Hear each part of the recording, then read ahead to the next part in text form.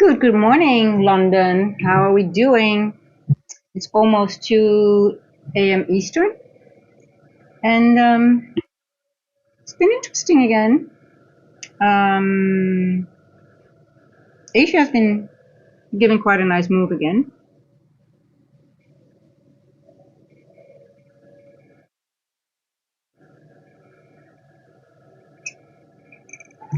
We're going to wait till there are a little bit more people. But I'm going to start marking out the 150 to 210 macro again. As per usual, let me check if I'm on live chat. Apparently, there's some people that can only see the chat when it's on live, so I have to make sure that I switch it because it always goes back to top chat for some reason. So Mether, if you're here, it's on live chat. I think I forgot to I didn't look at it yesterday because I thought it was automatic because I switched it once, but it's not apparently. So anyway, let's start marking out the charts, what's been going on, and we'll go over some stuff. I've been really thinking about how to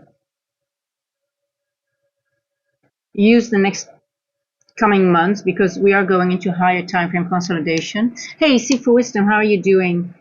So I've been really thinking like, okay, how can we benefit from this coming period, right? Because a lot of people, good traders, are just logging off. They just take, like ICT, for example, he doesn't look at the charts until February. Well, he probably looks at the charts, but for me also, I know that I think it requires a little bit of a different approach, but I'm also thinking like, how can we benefit from it as traders and not losing money in a more challenging environment? Because that's what most likely is going to happen. We can already see it, right? There will be lesser moves for distribution moves for me as a distribution trader. So I'm really thinking about it, how to use this time in a proper way, right? So here we go. Now let's see. So Seek for Wisdom, I have a question for you. You see this N walk here? Like if we go up, why would I be interested in this N walk? I'm not sure. There is something on the higher attack. Hey Abdul, how are you doing? How's it going? Or anyone else in the chat? Why would this N walk be of any significance for me? I mean, it might not go there, but why do I have it on my radar as a probable source of?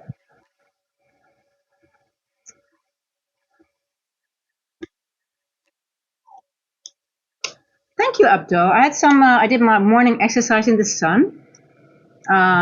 It's getting very. I mean, the trees are exploding, so I'm getting less sun. But I made sure that I did my exercise on the rooftop in the sun, so I have a little bit of a blush, right? I look healthy just because of a little bit of sunshine in the morning. It does wonders. It really does wonders. Because we had a lot of rain and a lot of wind and a lot of issues still with the trees falling down. Gardeners are coming later on as well to cut some fallen trees. So, yeah.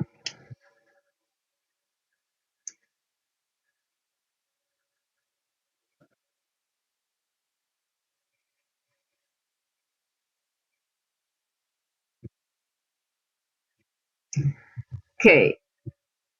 Now we have previous day high. Yes, it's a higher time frame thing. And it's sort of like a similar thing that we already. I know you've been taking notes. I know you've been paying attention. So that's why I'm asking you. But it's okay.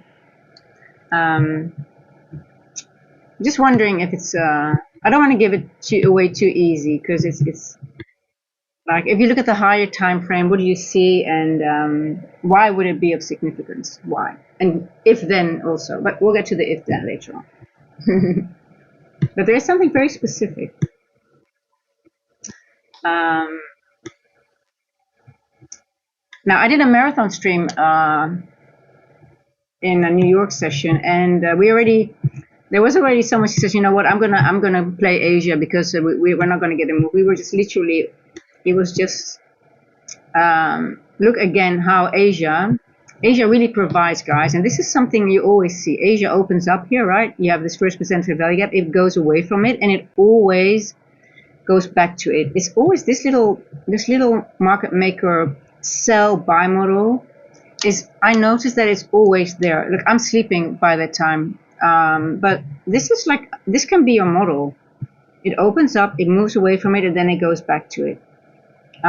If you can trade Asia, look into that, because it's sometimes it happens 2 or 3 hours later, but you always have like it's just sort of like a guess. It needs to stall some time before it makes the move up, but once you start going back up again and you find your breaker, I want to talk about that, by the way. It's the highest end walk. Yes, there is a higher end walk, but why would it be? Why would we? What does the Why would the algo go there? What will it do? Why does it need? If it goes there, what will it do there? What does it lack? Let me put it that way.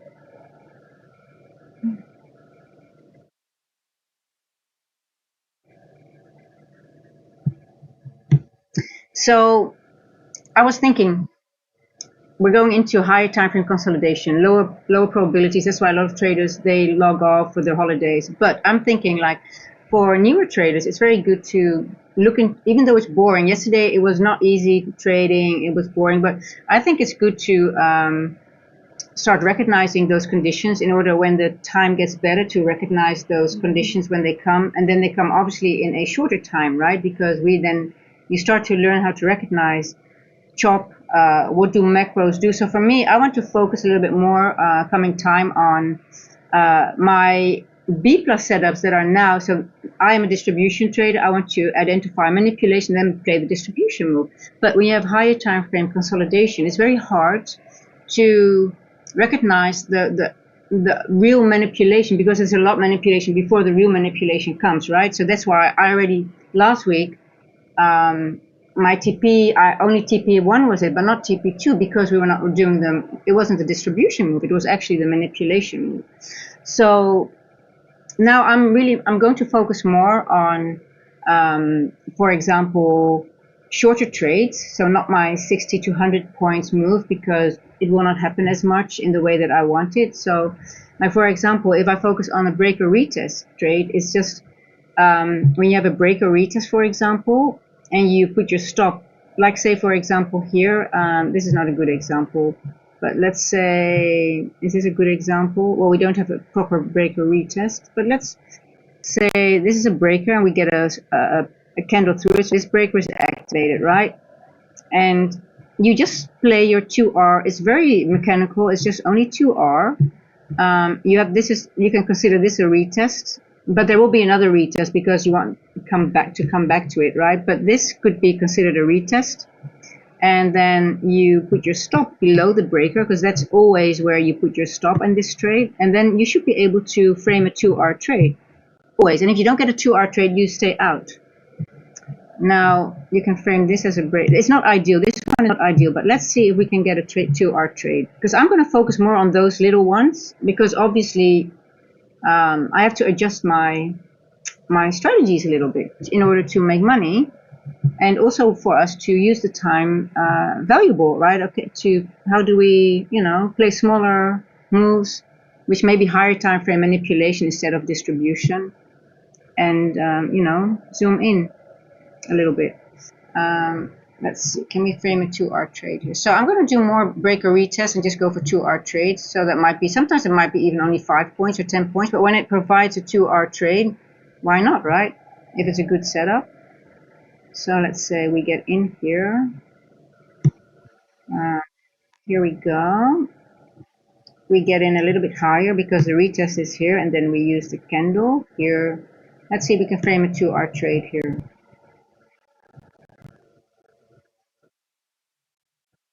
Yes, you can, but you have to sit through this one here then, right? Not ideal, to be honest, but it's still going. But you have to, I would get a little bit nervous maybe here. How many points? 31 points. Yeah. So what time is this? 1937, and then it goes in the 8 o'clock, for example.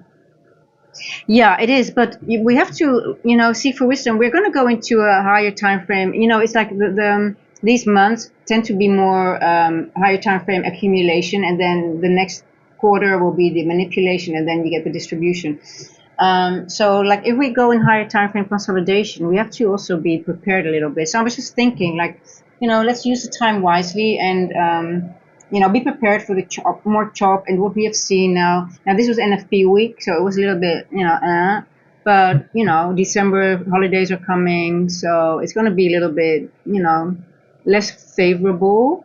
So I think we just need to adjust a little bit and be happy with smaller trades. For me, it's, I need to adjust a little bit, but maybe who knows? We might be lucky.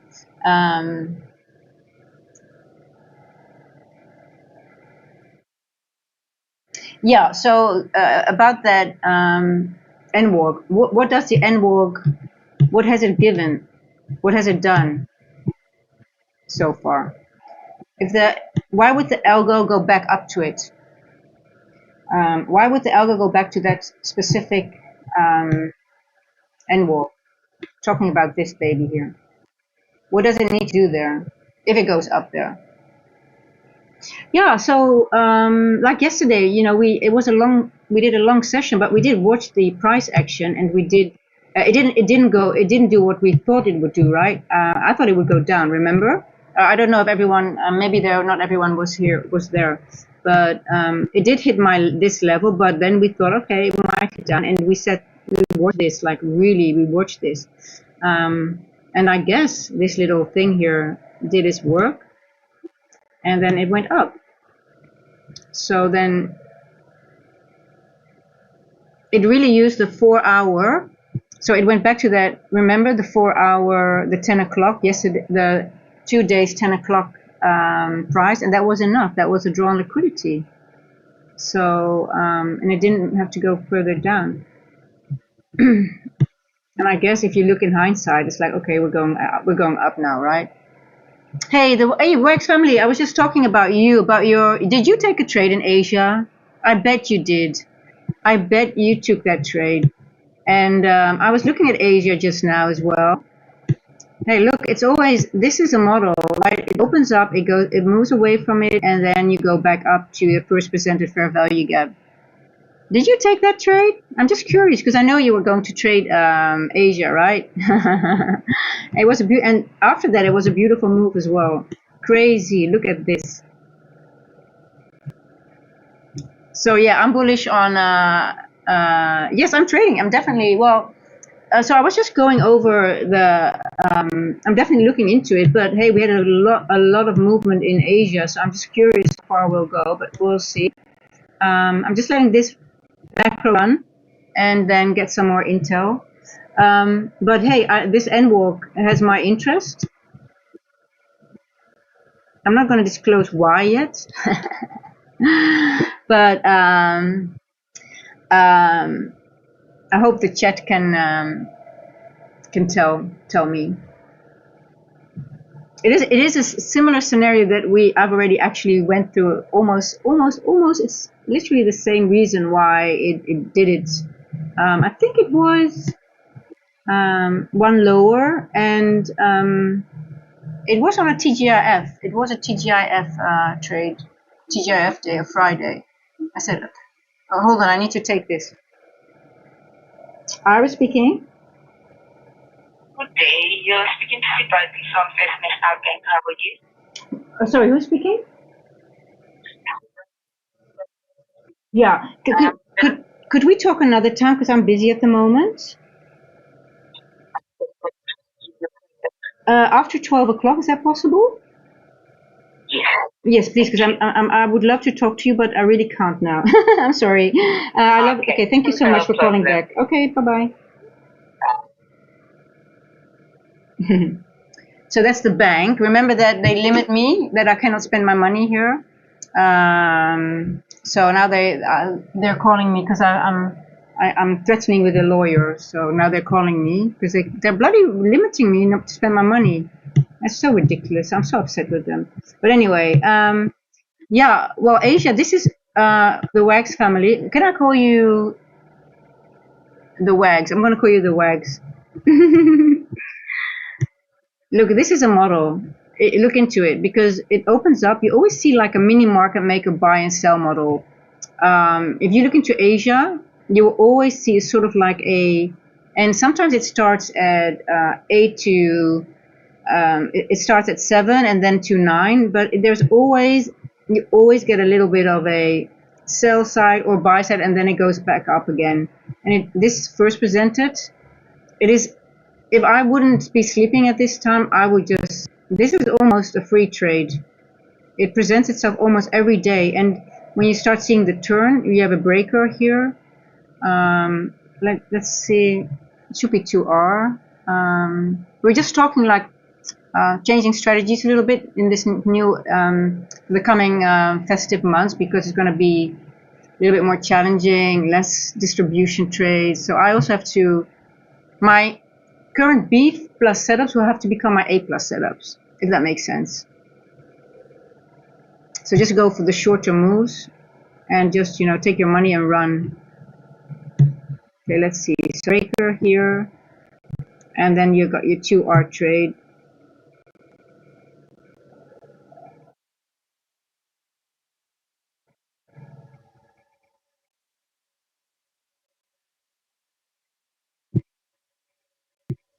Your 2R trade right over here. So breaker retest. You get in and you put your stop below the, let me just move it a little bit here.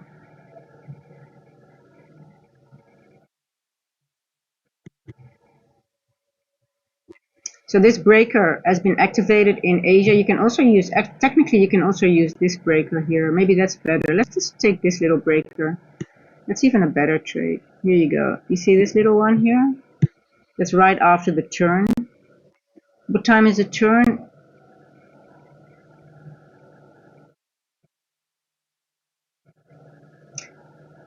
But this one will have you stopped out, right? Yeah. So, okay, let's say you take this one here. You have this one. Why is this not the right one? Time, right? It made the turn.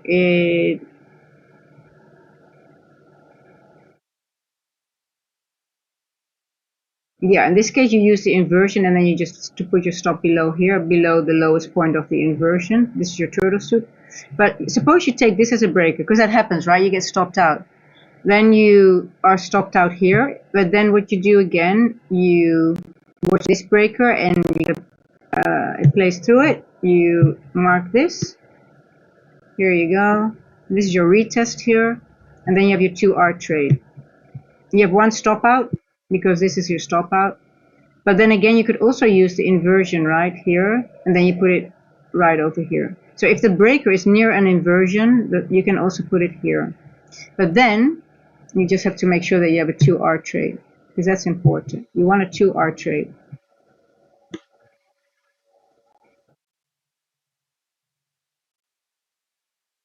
This is your 2R trade also, using the inversion. Now the question is, would you feel comfortable doing this, right? When you don't know.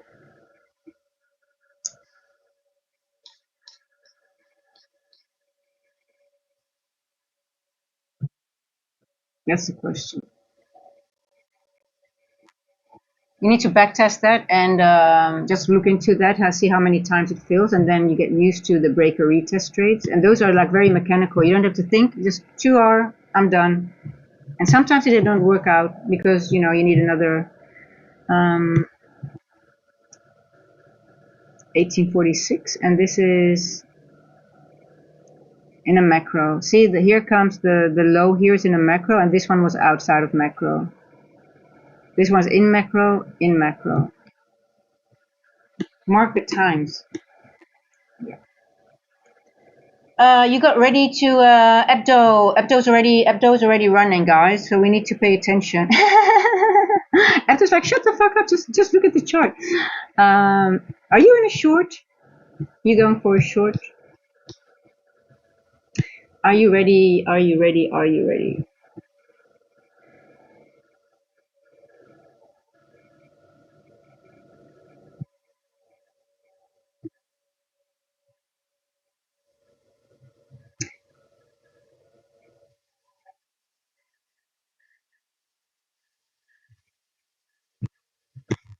think you're right. I think I'm with you. I think we hit we left equals. Um, we also hit an old 1202 candle. I told you guys about the 1202.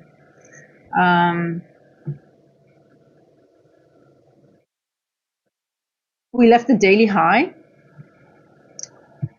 Let's have a look at SMT. We got a SMT. We got a 15-minute candle coming very soon as well. Let's have a look. Let's have a look. Let's have a look. I'm gonna look at something else. Oh,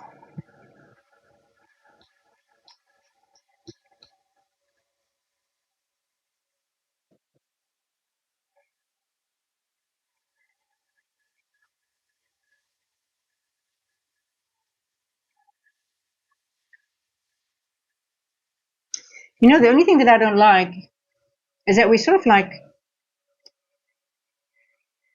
are hitting an order block already on the 15. I'll show you. I think the move to the downside. This might be. I wonder if this is it. Um,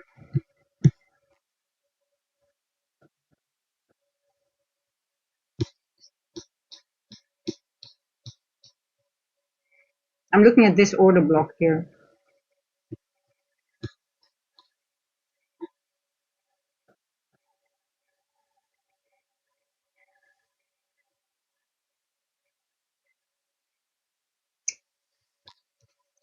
See, we have midnight here. We already balanced out this flat bottom candle. We don't have any.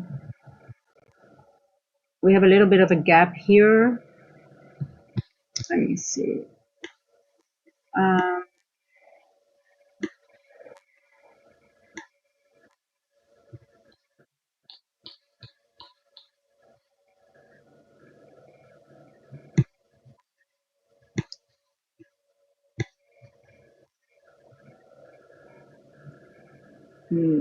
we've got one little gap here that is here on the 1 hour.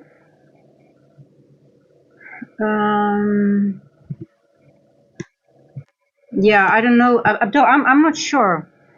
I'm just not sure if this is going to be a bearish breaker. I thought we could bounce and go back up now. Let's see at the 20 move. You want to go over gold? I don't like gold at the moment. Let's quickly have a look at gold. Ooh, wow.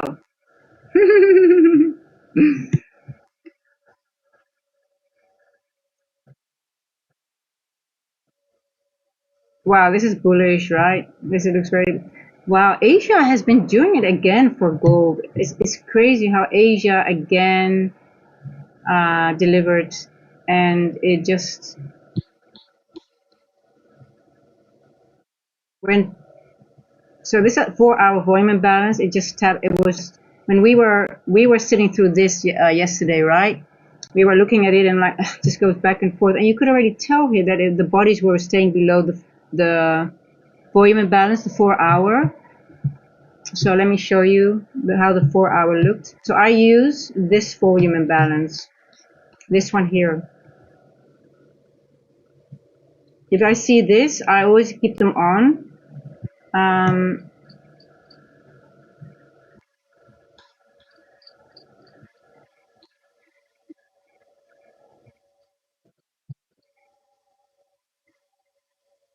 And I want to see, where did you go into on the 4 hour?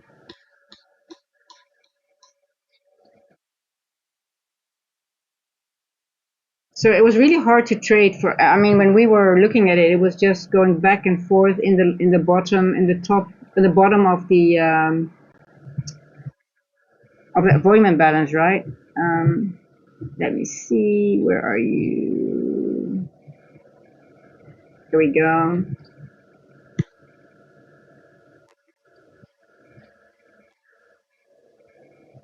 Okay, it failed to reach 0.5, so that's bullish, right? It just you cannot get, you don't want it to get over. A new 4-hour candle. Ooh, no wick yet. Um, we opened higher. That's very bullish. We opened higher. Um,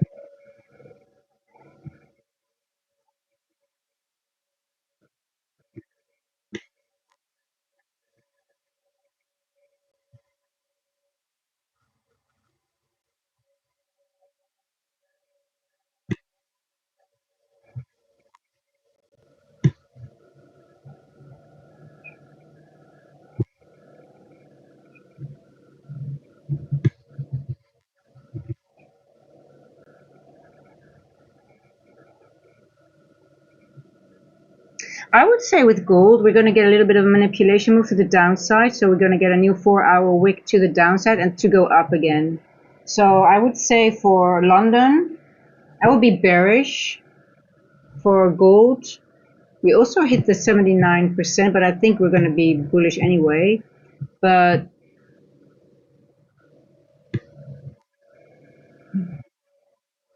I want to get rid of you.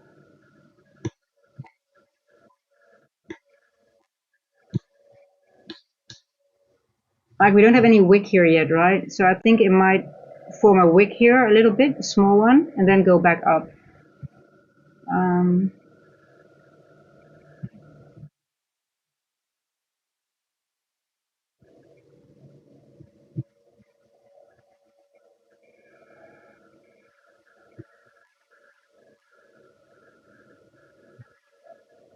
0.5. Trying to calculate the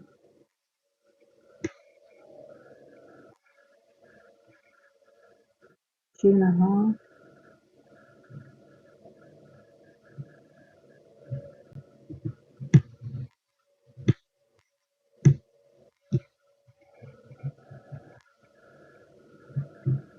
It's a 15 minute. 15 minute. I like the 15 minute. I'm gonna use 15 minute to go.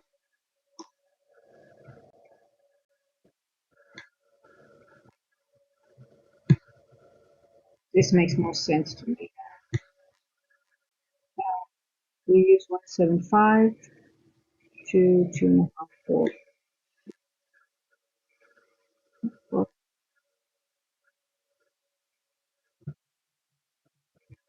Yeah, bullish, but I wonder what they if we're gonna get a move to the downside. But look, this is so.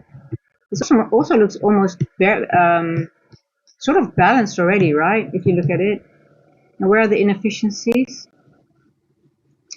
Where's the 150 to 210 macro? Let me quickly mark that. 150 to 210. Okay. What did we do in this macro? We consolidate, we move up, and where is the first presented fair value gap between 130 and 2? ICT always says mark that one. That will be valuable for London. And I already see what's doing. Here, this is the first one between 130 and 2. Boom. What do we have here? Retest. What time? 220. That's long, I guess. But be careful. Because I do think we should go down first. But hey, listen, everything is manipulated now. So this one is, I'm using this one here. The one that formed between 1:30 and 2 o'clock in the macro. It's not a macro, it's a time-based range.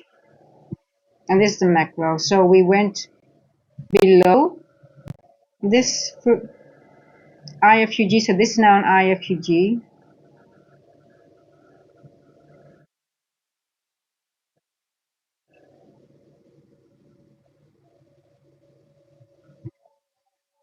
Yeah, watch this area if it goes down into it. Do we have a breaker? Yes, we do. This could be a breaker. I just don't like the.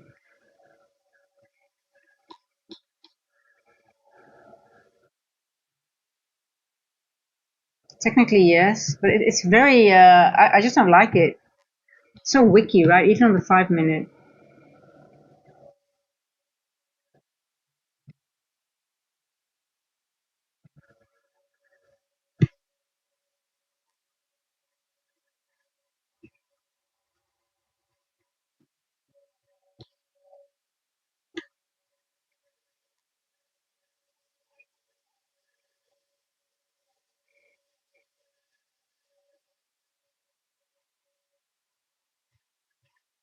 Now look, sell side, buy side, buy side. But what are we lacking above this area here?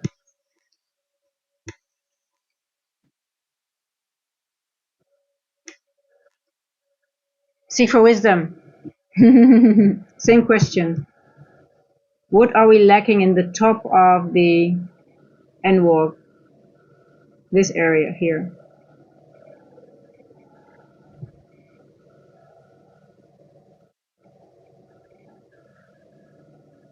Or anyone else?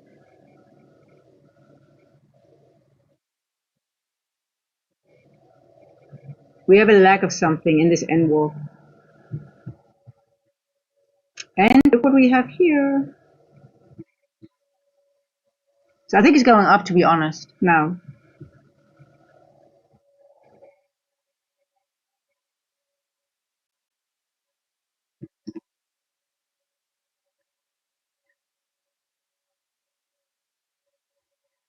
No one? Okay, it's done. It's done. This was exactly this was what was missing. We want a body closure of buy side.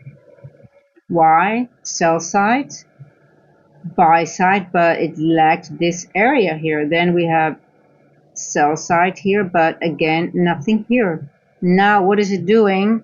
It is filling this area with buys. We want a 4-hour candle going through here and closing. So it could still go up and wick again, but you want to close on the 4-hour. Now, this 4-hour candle just started, but let's see if we have the same on the 1 hour. We can, because the 1 hour is just half an hour. You can see you have the same thing, buy side, sell side, buy side. But you know the 4-hour is lacking that buy side. So it's very important that we have a closure of buy side in this end wall.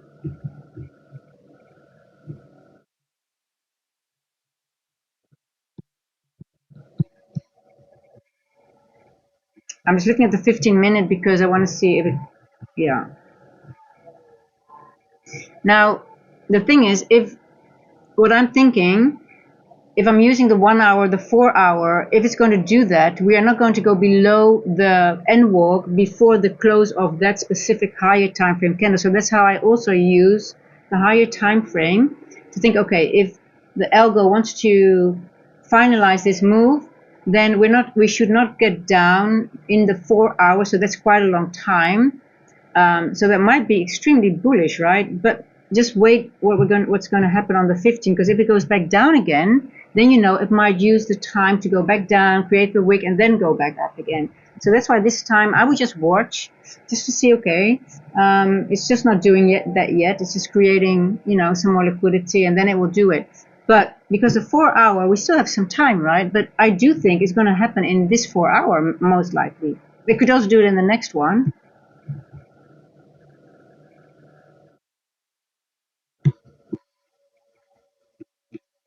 Does that make sense?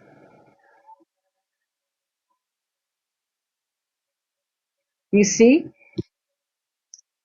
Now we have sell side, buy side. But it's a 4-hour candle. It still could go down, right? Back into the range.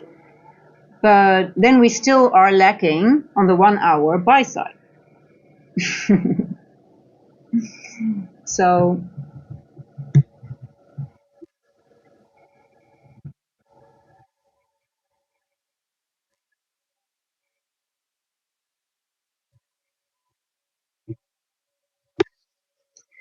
and I think it's similar on the daily, right? So the question is, are we going to go?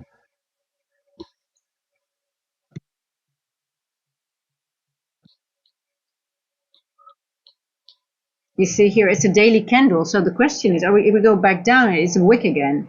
But at some point, it balances out. The only thing that the market does is balance out imbalances and seek liquidity. This is balancing out an imbalance. But on the daily, it could still, like in this candle, it wicked back down, right? So the question is, when will it close and finalize the higher time frame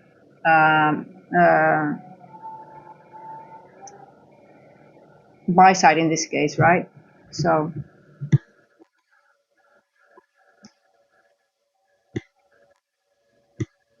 yeah. So if it would stay above it, for example, if we can break through, the 7 to 8, then we'll get some momentum. Yeah, well, look at the wick here. Let's see how far it could go into the wick. Maybe it will stop here. 3-6. So yeah, I think it's going to go high. Maybe it will just futz around here for a while. It's 2:30 now. Let's have a look at NQ again.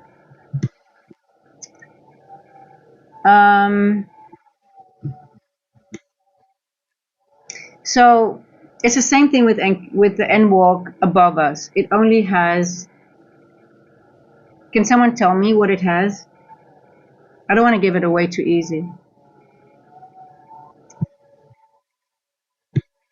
Can someone tell me what is lacking on the N walk on NQ? What do we have on NQ? What needs to be balanced? What has to be done?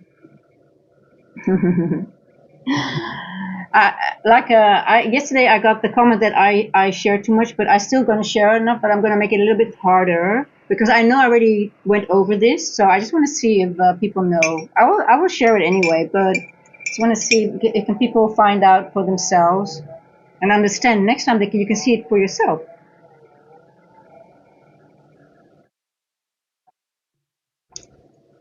So why would I be bullish on NQ and almost with confidence say we're going to go to this N wall? Why would I be confident?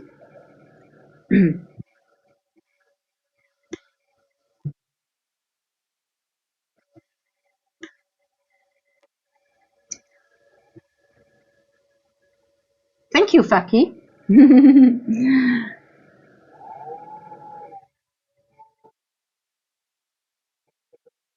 Yes, welcome. NQ, it will sweep Asia high and then go to Asia low. It doesn't have to always. It's not like it sweeps Asia high and then always goes to Asia low. It happens. It is a probability, but it does not always have to do it, right? It can also sweep it and then go back into the middle and then go back further up. If it has a higher time objective, for example, it's not a given. Like when I see price action like this with Asia so big as this one, I don't. I wonder we could go up, up, up, up, up, and because it's Friday, we could get a TGIF, right? We could get a continuation of the because we had almost 3 days of consolidation literally on NQ. So I don't know if we're going to get maybe we'll get Asia lows later on in the day, but I wouldn't say, oh, we swept Asia high, so we're going to go lower. Why not? Why not? Because I'm going back to that N wall. Why? What does the market needs to be doing? Exactly, and CPI is coming. I might wait for CPI. Exactly, yeah.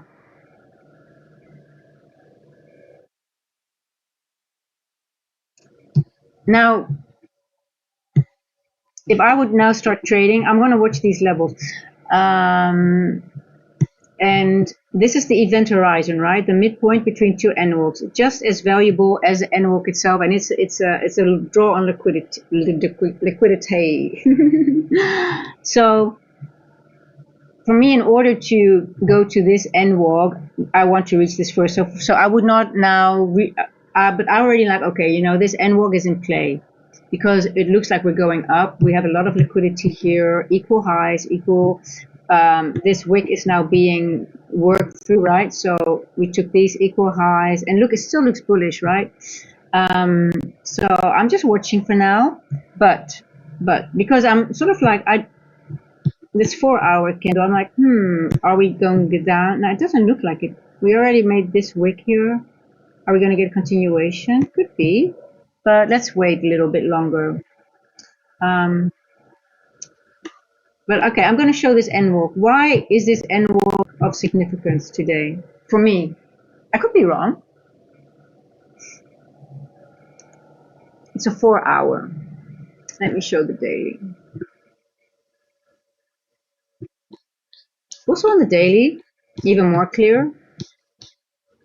But I want to go, I think the 4 hours easier because the 4-hour candle closes earlier than the daily candle, right? So let's focus on the 4 and on the 1. Because the smaller the candle time is, the easier we have our confirmation, right?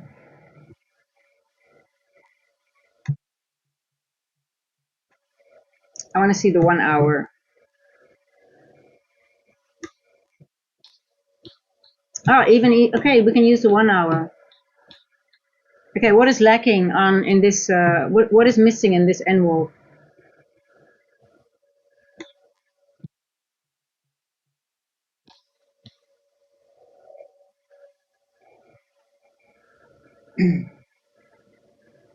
If the market goes up there, what will it do? What does it need to do there? What's its job?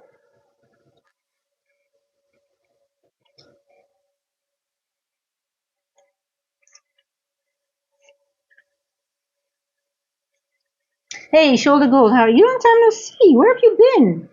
I think I haven't seen you for a couple of days. I think the whole week actually, or maybe the beginning of the week. How's it been going? Have you been trading?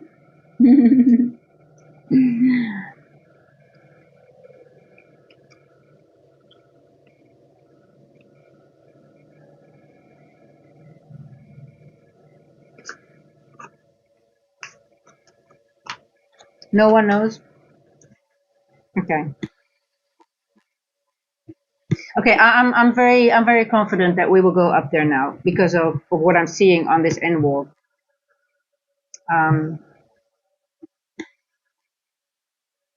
I'm just surprised that no one is actually answering the question because I actually just went over it in gold as well. It's a similar, the same, it's exactly the same thing in gold. Um,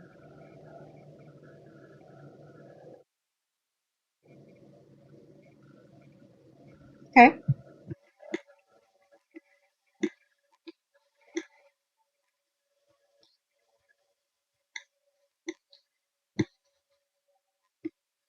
Literally no one. That's funny. Okay, I'm not gonna.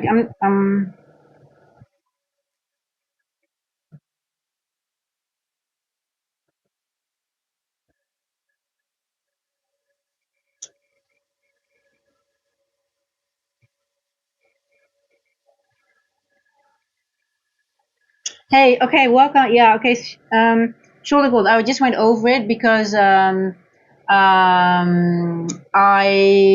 also this morning I said, you know what? I also need to have a different approach to the market because we're going to go into a higher time frame consolidation period. Because most likely, if we are going to hit um, our yearly objective, it's going to be done. It's going to consolidate, and that's why ICT and other good traders they just they log off and they don't come back for the first 3 months of the year. So I'm also thinking like what I need to change my approach. My large distribution trades, which those are my favorite, the 60 plus trades. They won't be that they won't come around. So I also need to my B plus setups have to become my A plus setups. So really like break a retest, only 2 hour trades, get in, get out. And just practice starting recognizing the higher time frame consolidation and sit on our hands a little bit more together to learn how to be more patient as well. And I think that's where also where the value is, right? So I think we just have to be like, okay, well, how are we going to use this time? Because I don't want to just log off, and I hate that because if I come back, it takes me. When I have a 4-day break, I'm already like, oh my god, I missed so much, right? So I just want to make it valuable, and also learn in these settings that we can also, when the market become easier again, we can identify chop very soon, and we're like, okay, you know what, that macro doesn't work, and we have to look into a little bit of a different time range, like maybe the 20 to 40 range to already enter instead of macros.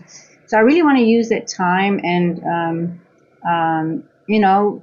practice different strategies and also practice sitting on our hands a little bit longer. So that's my approach. Alia, I just use everything. I use breakers, rejection blocks, but also the end walks, opening range gaps, and time. Most of the wasting a lot of time. But see for a body closure, yes, but okay.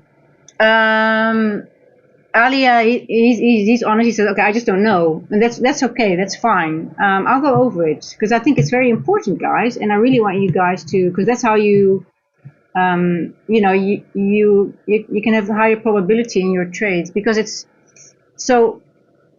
What does the market does only two things. It balances out imbalances or seeks liquidity. Now, if you look at this NWOG, what has the NWOG done? What is this candle going through? How do we call that candle? It's a fair value gap, but how does ICT? He differentiates the bullish and the bearish ones, right?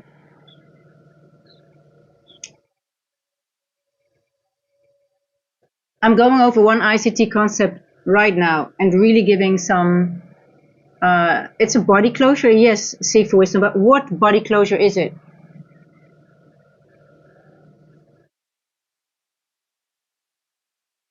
How do we call? No.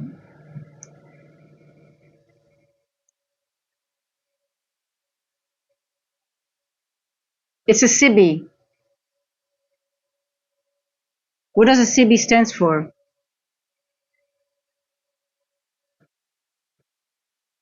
Hey guys, I'm not gonna. You've got to work for this one now. What does a SIBI stand for? The answer is already actually in the. If you know what a SIBI stands for, you actually already have your answer. Tell me.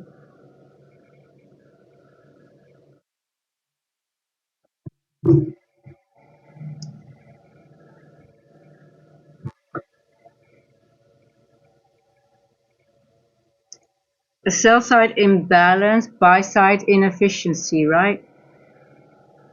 So what is the inefficiency? So if the market goes up there, what is it going to do? What is lacking? Because we only have a SIBI there. What is lacking?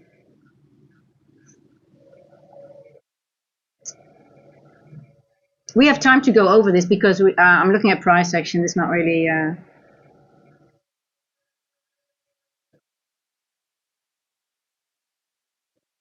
It is.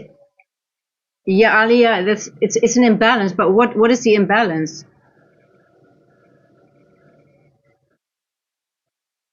What will the market provide?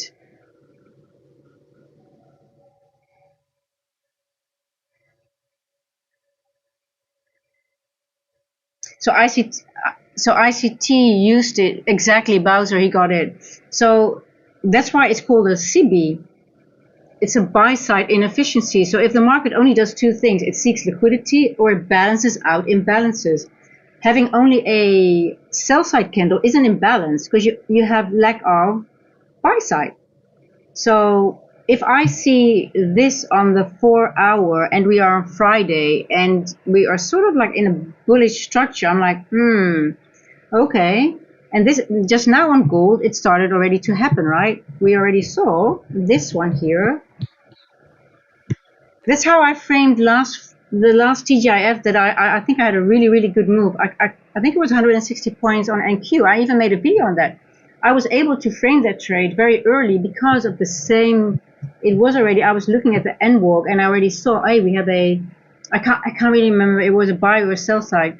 So I was like, okay, if this is going to happen, then we need a daily candle. I don't know if you guys can remember. I said this. I need a daily. I think the daily is going to go up here, and we were very low. And then I framed that trade. I think it was a TGIF trade. I think I made a video of it already. Hey, got to. But you see on the daily we are going back down because this is the wick. But the day is not done yet. And the same thing on the 4 hour, we're going back down on it, right? Oh shit. Because you need a body closure to balance out the inefficiency. So here we go.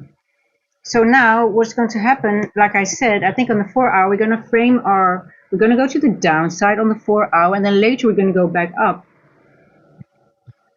But hey, it could also not do it. But here on gold, it's just a little bit of it is just a small area. You see here, you have buy side, sell side, buy side, sell side, but you have a little bit of a gap that's missing.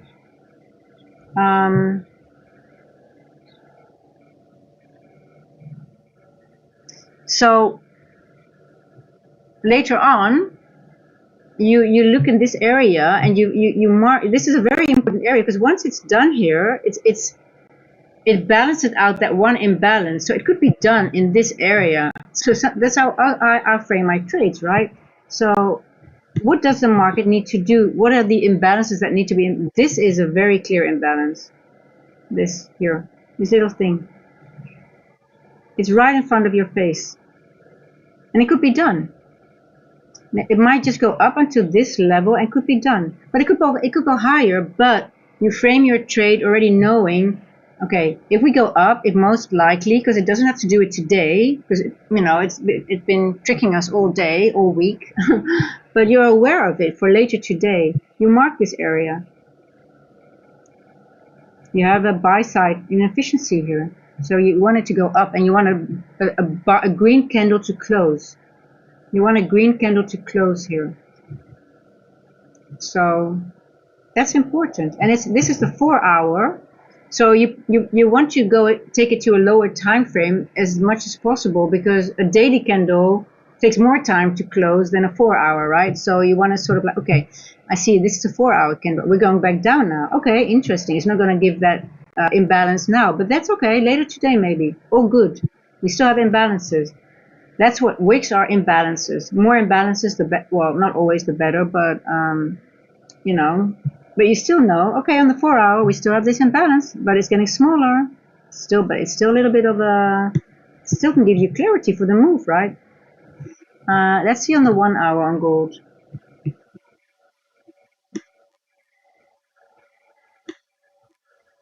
Now on gold, you would think everything is balanced, right? Because you already have this. But on the 4 hour, it's not. On the higher time frame, it's not. You still have this little gap. So that's how you use the higher time frame.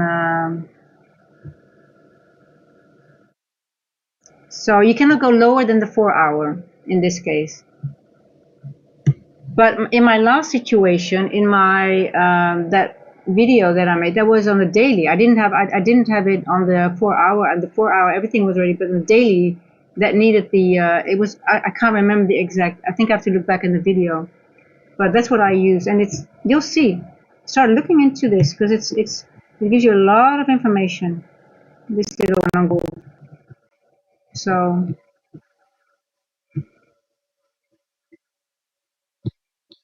But yeah, and this is a very nice area because we also have a big, still a gap as well. So yeah.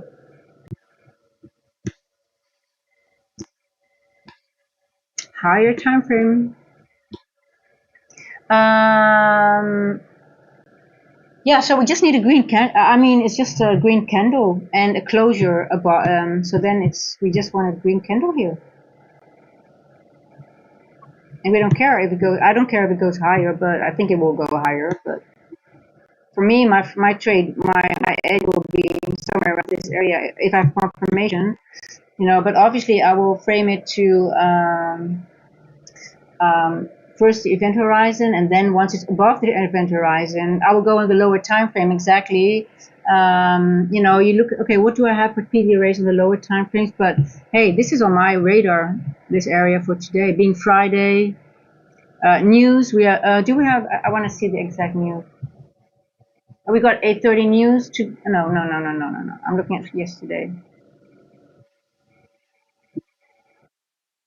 Yeah, we got 8:30 news, 10 a.m. news. So, hey, we've got news drivers coming. So I'm not very eager to. I'm just like, you know what? I'm just going to wait for A+ setups, and I think today will provide a large distribution move. So I'm not too worried. So yeah.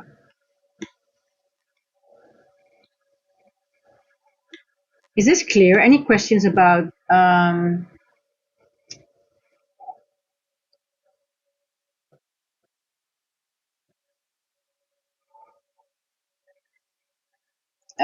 did you see how yesterday we went from N-walk high to low in New York? Yeah, I mean, oh please, I'm traumatized from yesterday from the N-walk. Hey, but I'm happy about the other. It's just, Bowser, it was so, I mean, I think it was so valuable to sit through it. I think I did a 6-hour stream yesterday in the New York session. I wasn't planning to, but it was really nice chat and just going over the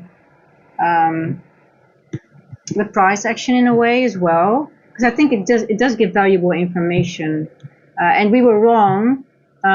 So I was right about that trade to go to yesterday, the day before 10 o'clock open price.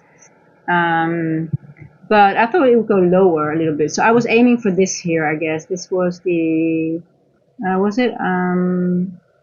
I can't remember. I have to go to the lower time frame. But yeah, and there was you could also see on the higher time frame how we were above the 50%. We chopped above it. I graded it as well. So I graded the 50% to the top. And then I graded, but the gradients from the bottom didn't give much information, strange, but this gave a lot of information. But yeah, it was, look here at the wicks. This wick here to this wick here, right? You're talking about that one. Yeah, I know.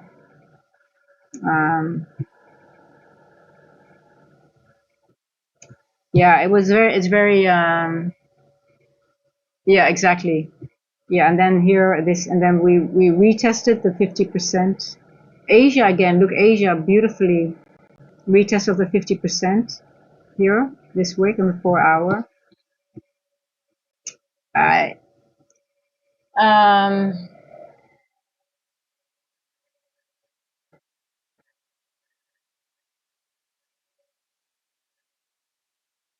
um yeah, it did hit that level, but I was, after that trade I thought it would go lower.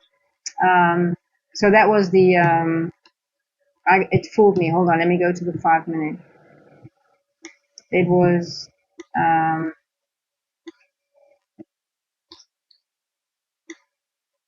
so this was a trade that I was aiming for.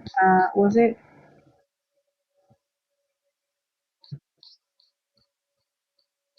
Yeah, so this was this level, and we got a trade here, but it didn't hit it. So it didn't hit it here. I still had a green trade, right? But it went back up and it didn't hit the level before 220.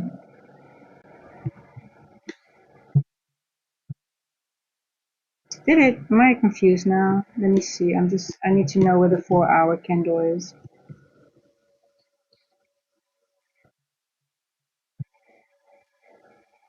Yeah. So when this happened on Tuesday, was it Tuesday or Wednesday? Yeah, Wednesday. So as a power of 3 player, when I use the 10 o'clock, I always, I want to get in the manipulation move, the 10 o'clock candle. So what happened? The 10 o'clock opened here, right over here, and it created a gap. And then it created those equal lows here. There's almost equals. And we didn't get back to it all day. And I was like, I was thinking all day that this was the manipulation move of the 10 o'clock candle, the 4-hour, and then we go down a little bit. And then go back up. That was my play. Because I thought, we're gonna fill this gap a little bit. But it didn't do it. So I had an L. I lost on my evaluation. So that's why I thought, I'm hunting for you. I'm coming. I know you're gonna go to this level the day after or another time. So I was looking at this level all day yesterday, all day, and then it didn't hit it at 11:05. But this was a trade I was in, but then it went back up. I took my I was taken out in profit, and then it didn't reach it until 220, this level here. And then we thought it might go lower, but this entry, we thought, it's going to go low. It's going to take some more because we had unfilled, a little bit of a opening range gap that was still unfilled. So we thought it would go lower, and we were sort of like going over it. Yeah, and it went up. But you look how they retest the 10 o'clock again here, beautifully. Boom. This is a retest. This is a beautiful trade. And look here, also in Asia, wow, it just bounces off the first presented fair value gap of the PM session. Yeah, you know, there's enough signatures. I mean, there's enough signatures. Did you take it? Did you take the PM session trade, Bowser?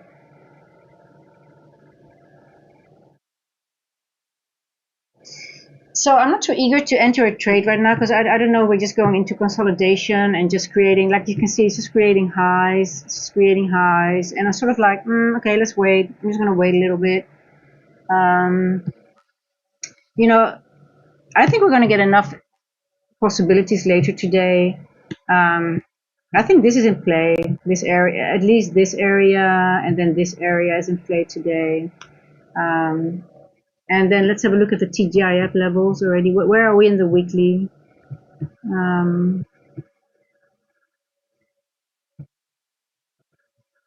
See,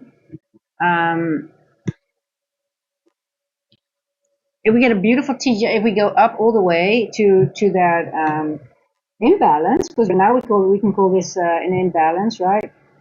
The 20%. If we are going to break this high, obviously our weekly range will be bigger, and then you will see the 20 to 30 to 40% will go a little bit higher. So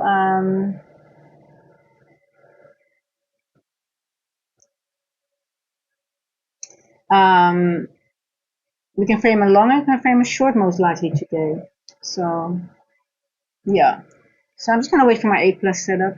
Shemo, maybe I'm confused between London open and London kill zone timing.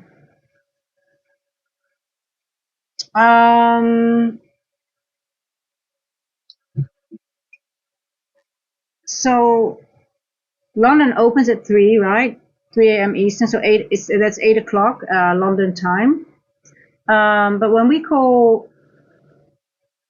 yeah, but it's the same, like the market is open 24 or 23 hours. It doesn't really, it's not like, but it opens literally in 3 minutes officially.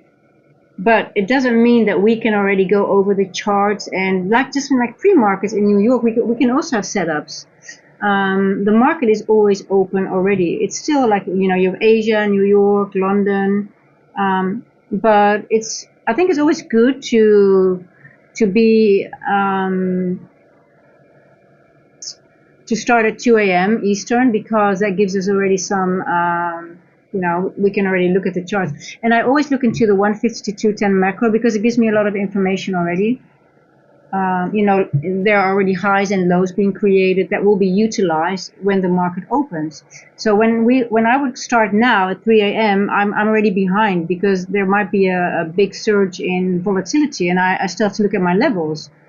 And we have been gone over a couple of things already. We already have seen, okay, we've got some liquidity here. We've got a point of interest. The market has been, this is the 830 wick of yesterday. We've already, balanced that one out. So most likely we'll get an injection to the downside now before we go up. We've already seen the 4-hour candle taking a little, it's taking out this 830 wick. So I'm expecting like maybe a little spike up and then we go maybe a little bit down, and then we're going to prepare for our move to the upside. So I'm just being patient and, collecting intel and waiting for our move. So I'm not really in a hurry. But I can, that's the good thing about starting a little bit earlier. And yes, the market will open, but then we are prepared. So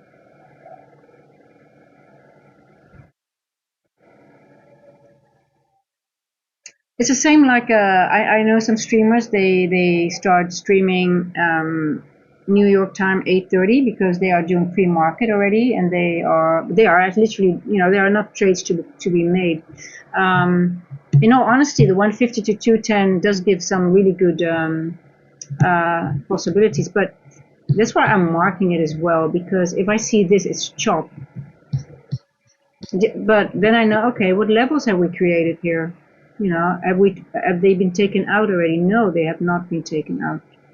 So if we go lower, I know that this level might be a point of interest. And I'm also looking like, okay, what imbalance have we created in this macro, for example? Yeah, the London kill zone is literally between 2 and 7, I believe, or 2 and 5. I don't really look. I just know that I want the high or the low formed before 4 o'clock. I do look. Okay, what has the 2 o'clock done? So the 2 o'clock. I say, okay, we just created equal. So that's for me interesting. Okay, the 2 o'clock has created equals. Now what are we going to do? Where's midnight? I always look where's midnight.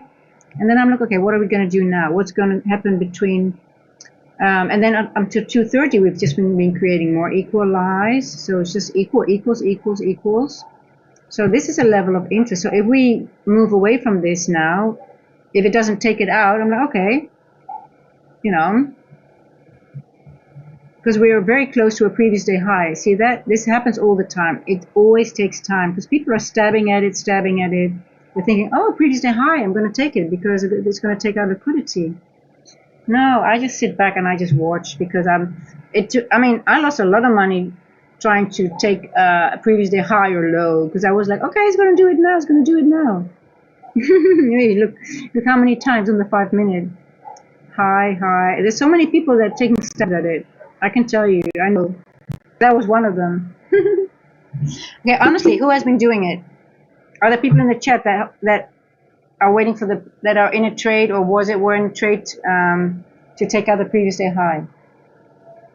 Hey, I was doing it all the time. And then why is it never going to that level? And there's always a few points below it.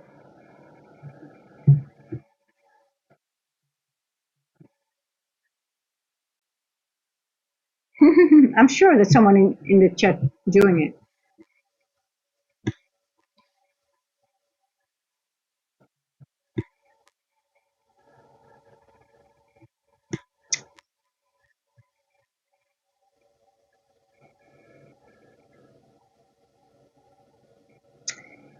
What about that 15-minute swing low before 150 macro? Stop on that. So have you marked the ICT said in one of his things there is a very important fair value gap that is formed between the 130 and the 2 a.m. range. So I should mark that. Thank you. Let's go to the 1 minute.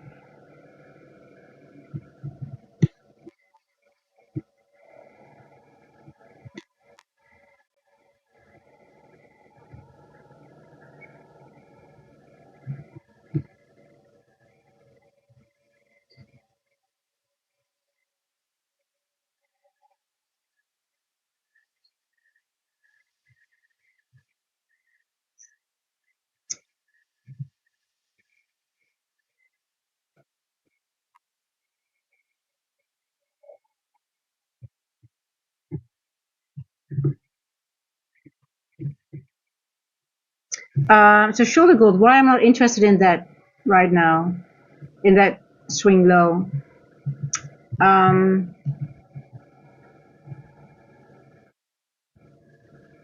This is an imbalance that has been formed right over here in that.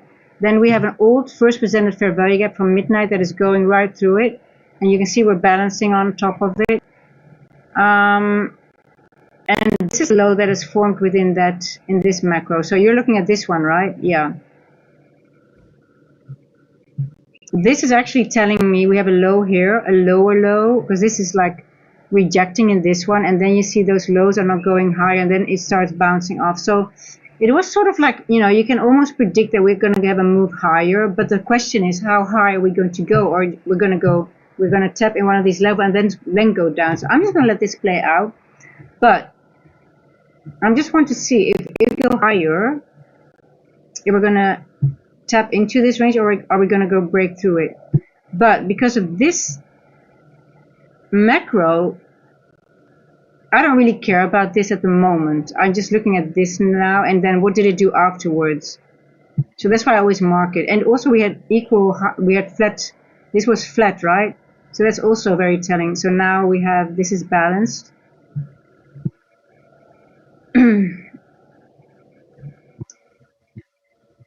but like we hit 0.5 a level here.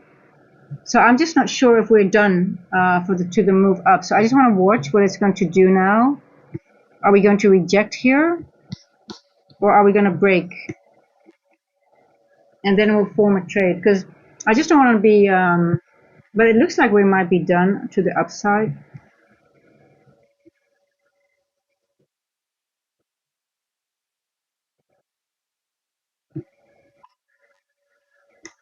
Let's see. Maybe not, but we exactly hit the 0.5 level. Now I'm very bullish on NQ, don't get me wrong. I'm very bullish because of this N walk and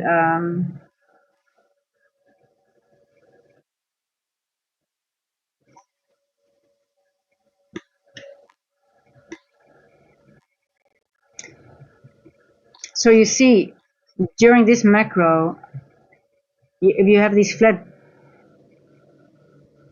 those wickless candles, right? And then you get like this spike above it. It's always important, the things that are created in the macro always have a sort of like a higher value than imbalances that are being created outside the macros.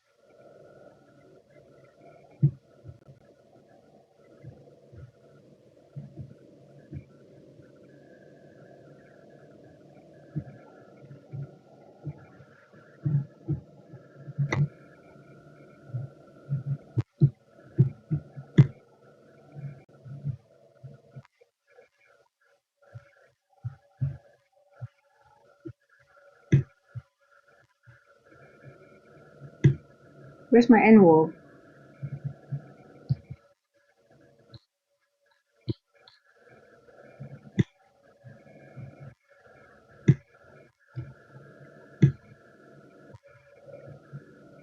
Okay.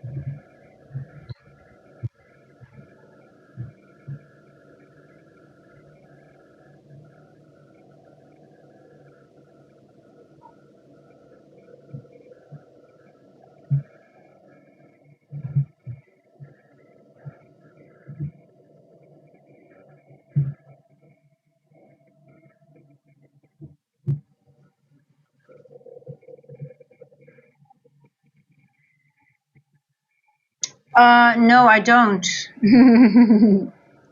I decided not to go the affiliate link route, but I'm sure there are a lot of people on the. I don't know if someone in the chat can share a code for from another trader who provides the an Apex code. Someone you like, who you think should is deserving of the. Hey, Clipworm, thank you for subscribing. Welcome to the family.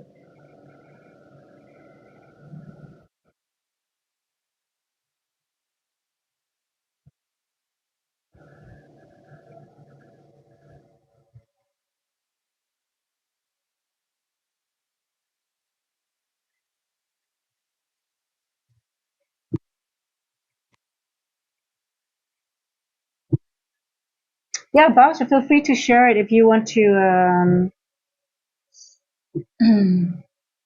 I decided to not go that route.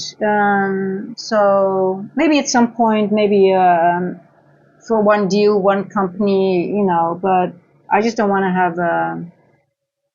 Um,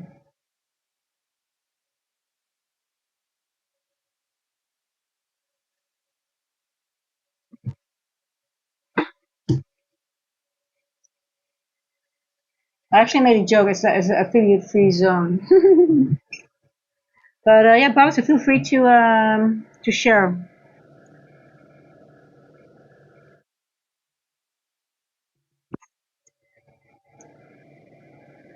Oh, Shamo, you have is it your first FTMO?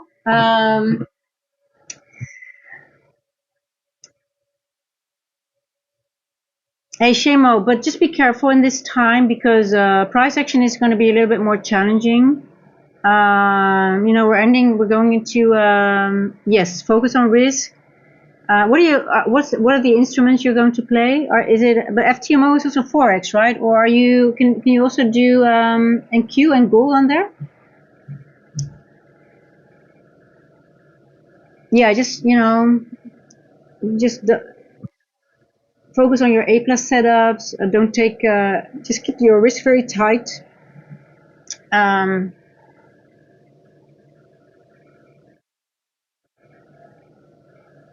I was getting a little bored on demo.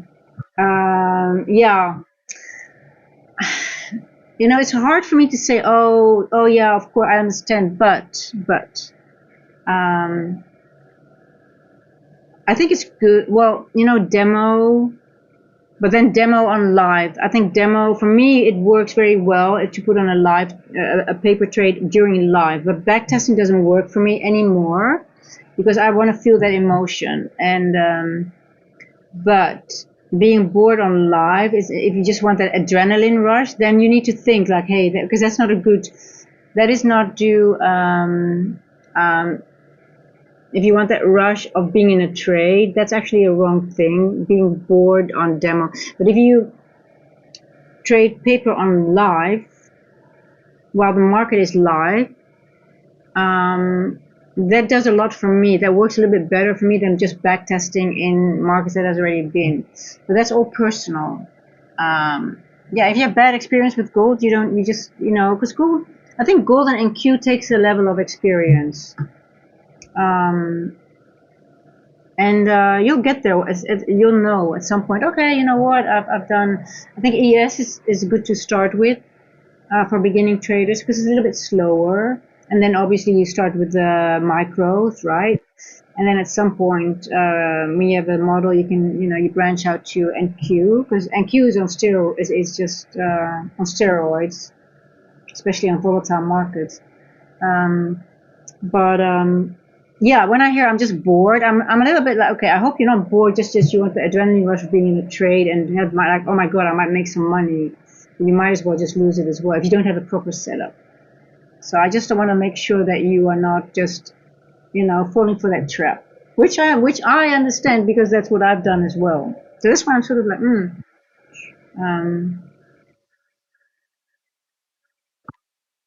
yes, it's your dream, but just being bored and wasting money that takes you further away from your dream. That's what I mean.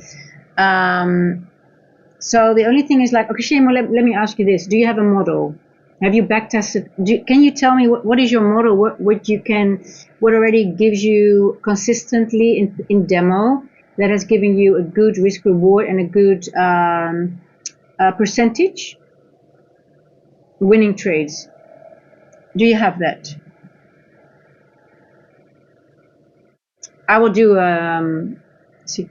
So if you've back tested a proper risk reward that you're bored because you've tested so much and it works for you, you have like, okay, you know what, 60% of the time it's a winning trade. I'm okay. I'm going to spend money now, and I'm going to trade that model. Is that what you've done? Is that what got you bored? Hey, you got us now, Shamo. You got us now. So we're here to help. Not only me.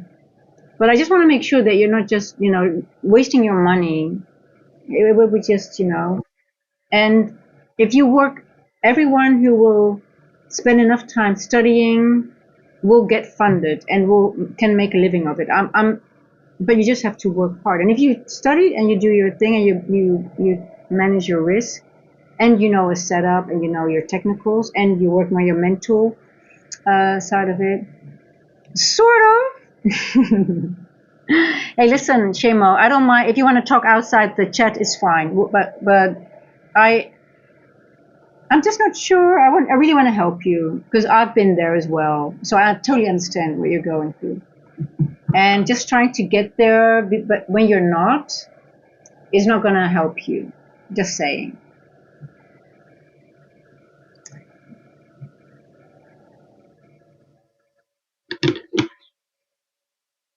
Can you give me your numbers? How many times have you tested the specific model, and did you know your risk reward? But you know what? I'm not going to give you a hard time because but hey, if you want to talk about it, if you want to go over the model with me outside the chat, I'm more than willing to do so. Hey, if it works for you, if you found it and it works for you, go ahead. Just keep us, Shamo. Just if you want, you can post it in the Discord, and we can go over the. And there's other people that, hey, listen, we've got some very well trained ICT traders that if you post it there and something is just needs a little bit of tweaking, and you feel like, hey, listen, I think I'm just not sure about this. Just post it, and just I really want to create a safe zone where it's about learning and not just about, oh, look how much I made and look how much how much payout I have. I don't care about anyone's payouts. I just care about, okay, how did you trade that? What can we learn from it? What is your setup? I'm more interested in that. Hey, I got a payout. Yeah, wonderful. We celebrate that. But I don't care about the money amount. That's why I'm putting ticks on here. I know you can calculate it, but it's not, it might be M&Q, I might be doing a micro, I might be doing a mini. I don't think it helps anyone if it shows how much money I'm making, but more like, okay, what is the trade? Where did you put your stop loss? Where did I go wrong? You learn the most of the trading that is, hey, I'm sitting on my hands. Why am I sitting on my hands? Because I don't think the price action is favorable. But are we using our time valuable? Yes, we are, I think, right? We are learning how to sit on our hands. I am learning because I have a patience problem. I'm very transparent, so I hope you guys can hold me accountable sometimes. Because you'll see that when I get into a trade, like, oh, I don't know, and then I try, I'm talking bullshit then. And you guys will know it, and like, hey, she's not doing her regular thing, and now she's over trading, and she's actually now talking shit. Hey, call me out, please do. Yeah, Shamo, I'm happy to have you here, and I really, Shamo is being very honest, and that is something I think that takes guts as well, being in a chat and just being honest about it, and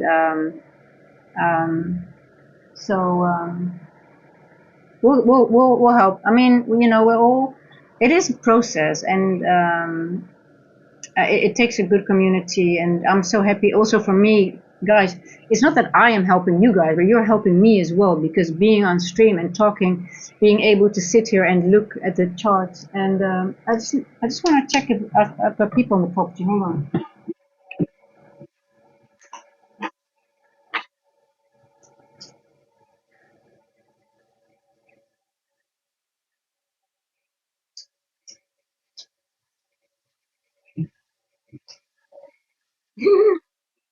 My cats start to look weird. I always have to be careful. But for me, it also helps. Like, okay, going over it, and if I would be by myself, I might not do that as well, and I might fall into that trap. So, but yeah, just don't hold back, Shamo. Just feel free to. We'll get you there. We'll get you there, and I really don't want you to lose that account, because you say wish me luck, but it's not about luck. It's about you being disciplined and you keeping your risk very tight. It has nothing to do with luck. Hey, listen, I still blow accounts sometimes. It still happens to me. I sometimes overtrade. I still fall in that trap. So it's really weird. It's just, and the market is designed to do it. So, but let's see, 320.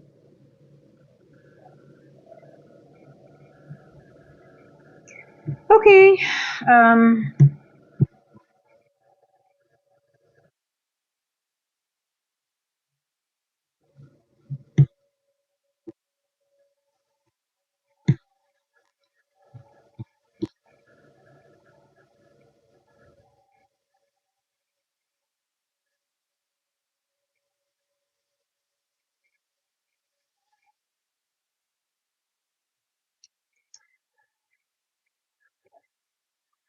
And you know, Shamo, something else I want to add as well, especially when you start and it's one of your first ones.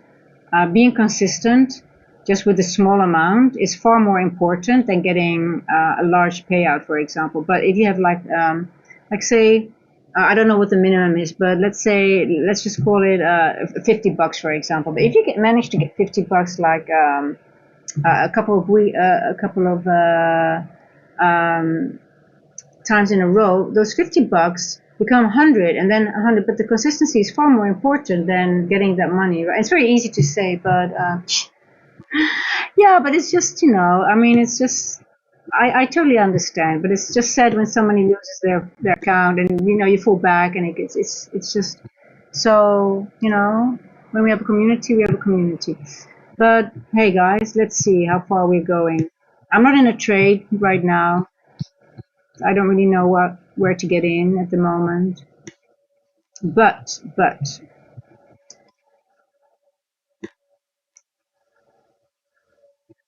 you know, this is also not a smooth, you know, it's not like a move that goes very fast. So I just don't like it. But we're working our way through the wick. We're already above the 50%. Let's see if we are.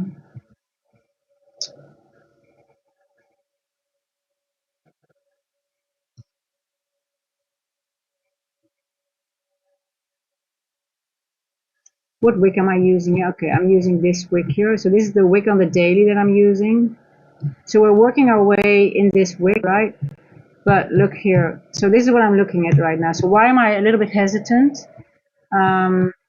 So this is the wick I grade on the daily, and we are above the 50%, but I'm just not trusting it because everybody's being tricked now that it's going up, right? So I'm sort of like waiting for them to take out the longs. So they're going to trick the longs because the body goes over, but I think we might, you know, it just created a little bit of a wick and then it might slam back on us. So I'm just waiting. I just feel a little bit more comfortable. And if I miss the move, I miss the move, but it could slam down any time, right? So it might go up to here and then give a rejection, but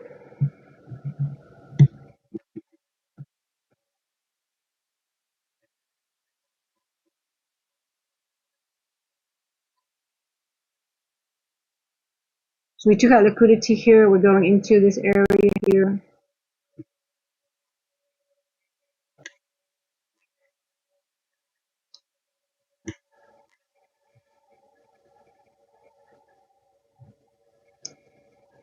Oh, so seek for wisdom. Going back into the end walk, we went over why this is a CB, right? Sell side imbalance, buy side inefficiency. So the name of the CB already tells you what is inefficient, right?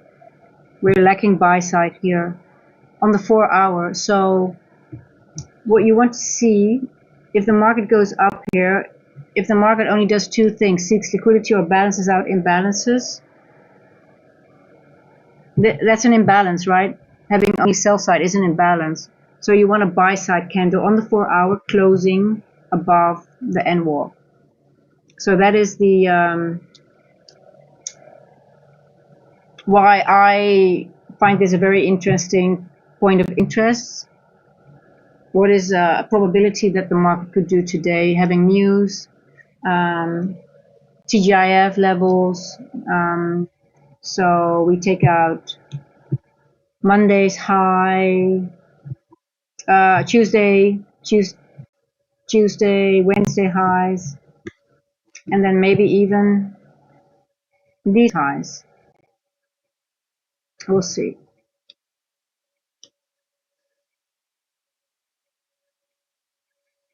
So yeah, no, but I understand the impatient thing, because I just want to get back to the because it's my issue as well. So you know, I wish someone was there to help me with my impatience. To be honest, it would have saved me a hell lot of money. I can tell you that. So it's just,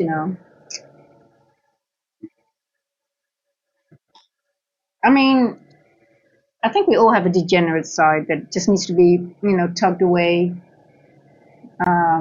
We need to slay that dragon. It's about, like, you have to trick your brain to do better, to not fall for the traps they put out for us all the time. Because it's how the market is by design, sort of like designed to make us fall in that trap. So, and when you're new, you're very vulnerable to that, because you think there's opportunity, but sometimes you're just not ready, and it takes time.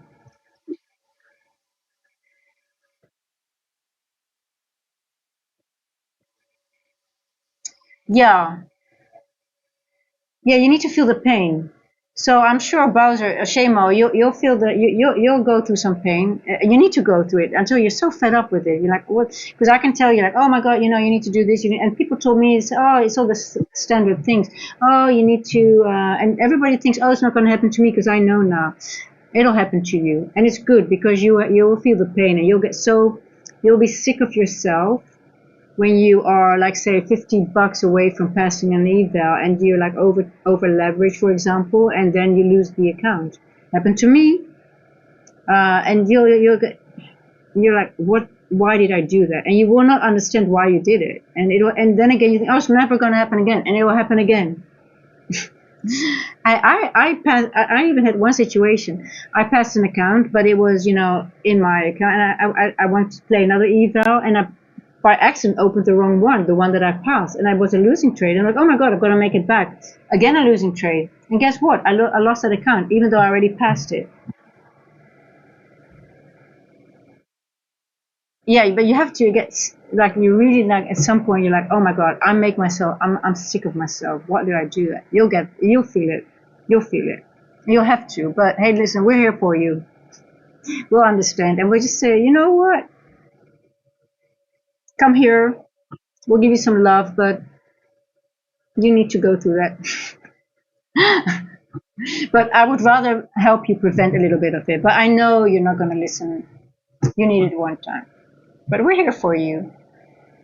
The market humbles everyone. And hey, listen, you can reach a certain level, and you get better at things. But then there's a new challenge. For me, my challenge right now is with my distribution moves. I'm good at reading the market, and I'm good at larger moves. But now I'm having a new issue that I chill my stop too fast. So my 8-hour trade becomes a 2-hour trade. And I stopped out in profit. It's still green. So it's a new problem. and the over trading, or the revenge trading, is always there. But again, you get better at it. It's just getting better at it. It just gets less. So, and yeah, we have to be honest about it. I think actually I was thinking about also, like, doing on Discord, maybe do once in a while. Oh, I think, hold on, I just want to look at the market. This might be a trick.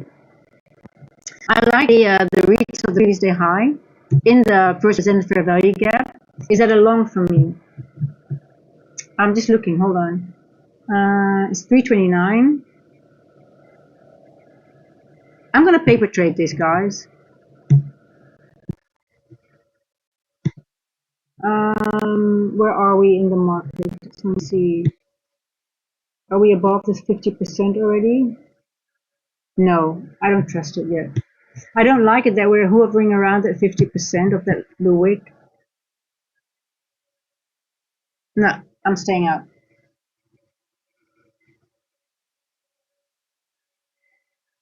think it's more of a short than a long.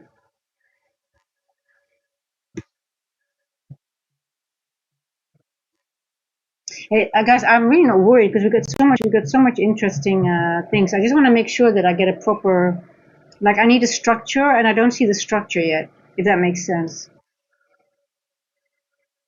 Um, Gold.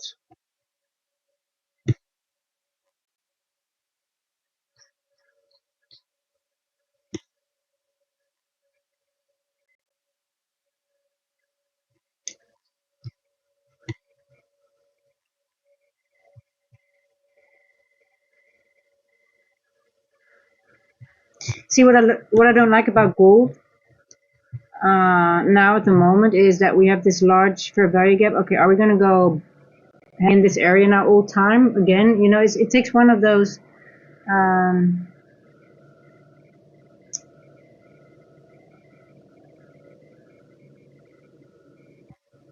on gold, I want to see it leave this area.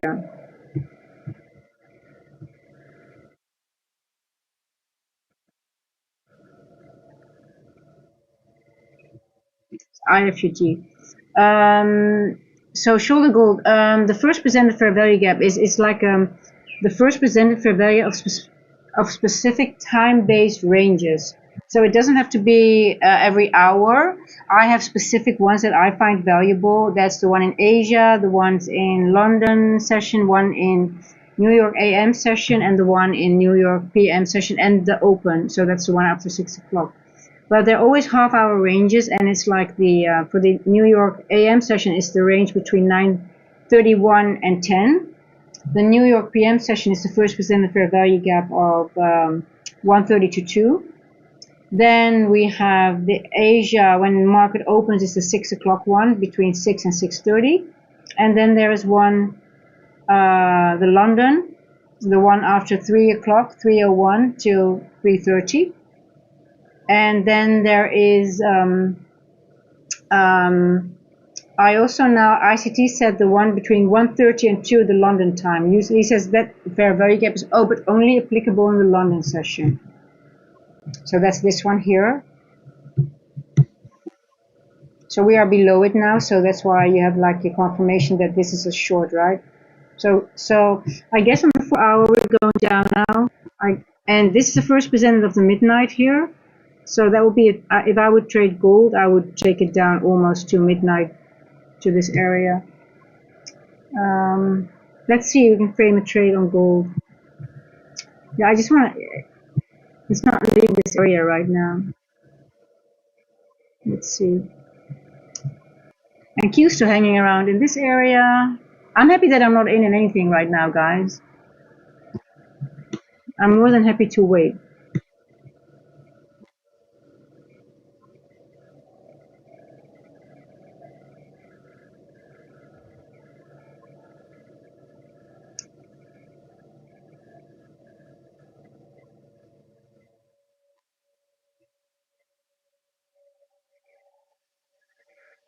So you see, this is the first presented fair value gap of the London session. So this one formed at 3:02, and you see how the bodies are staying above the 50%. So that is sort of bullish, right? We did get a retest here of the previous day high, which is sort of like also bullish, but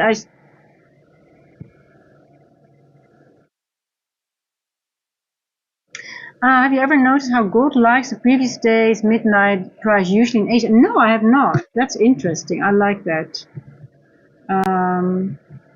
Where's the previous day? Oh, it's here. Yeah. Oh, it was just. Hey, Jerry, how are you doing? I see. Yeah. But it's about if then, right? Because you see that midnight hasn't been really had only same thing. What is it only has buy side, right? It only has been retested with buy side. So you can use time the same way like we went over the NWOG. It lags. It only has a busy going through it. So what does it need? It also needs like a retest or it's the same thing. So if I see this, I'm like, okay, we are lacking sell side through midnight.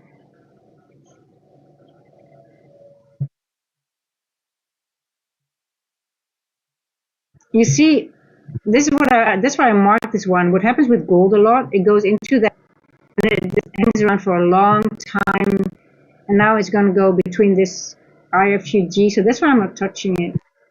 I do think we're going to get a 4-hour candle to the downside. Let me see my models. London. I always have to look. I always forget things.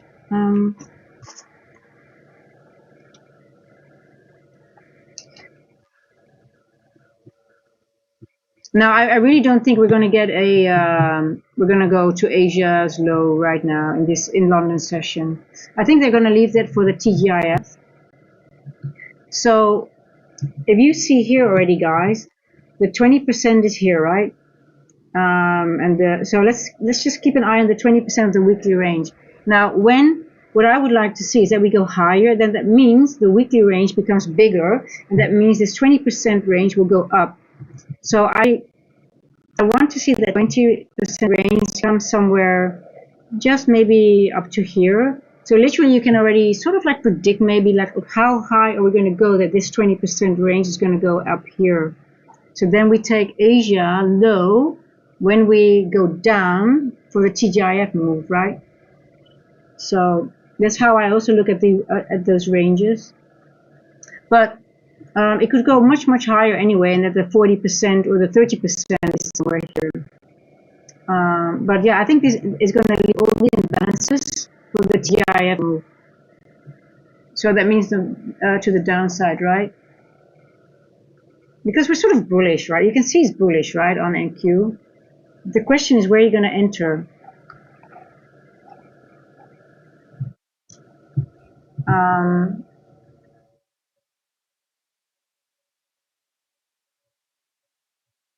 Good morning, Lucas. How are you doing?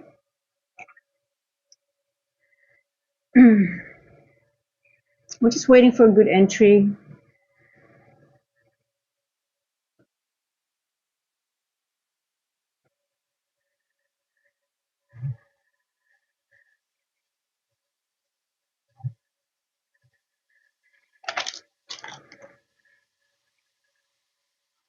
I have to check because, hey, Avneet, how are you doing?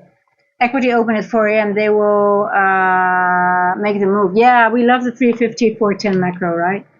So it's almost there. Yeah, I know. I especially when things are just waiting, that move most likely will provide. And that 4 o'clock always stays in. I always have the 4 o'clock on my chart. I use that a lot in my analysis. So I just need to check if the gardeners are here because we had a lot of falling trees and they need to cut some stuff. I hear something, so I just need to check. I'll be right back in 2 minutes.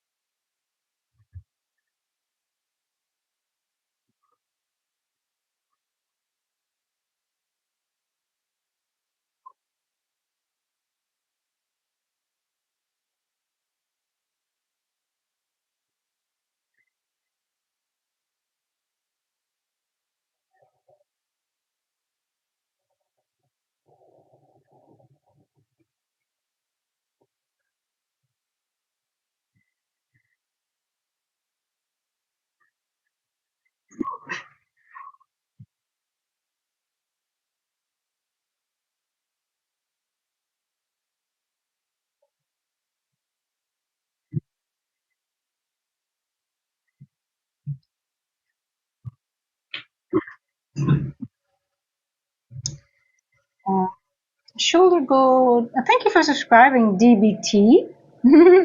What about looking at the graded daily wick as RB, then trading down from CE? Which rejection block are you looking at?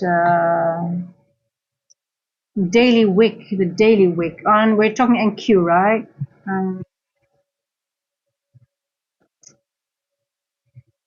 But I'm not really looking. I'm not interested in any down move at the moment. Well, I want a down move to. What are you looking at this wick here? I'm now looking at this wick. We're going up. I'm using this wick to, because you can see we're sort of like hovering about the 50%, right? The 09 data high.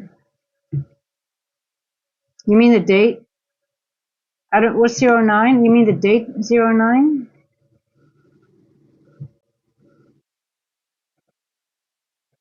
I'm not sure what I understand what you mean. 09 data high. Oh, you mean the. No, I don't know what 09. Is that a date? The date 09?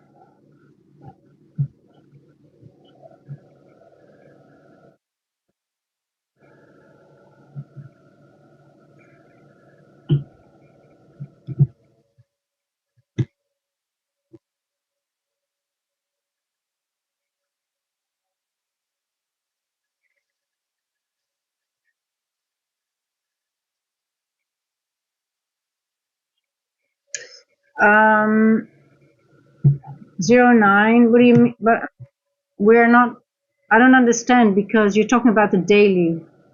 We're talking Eastern time or what?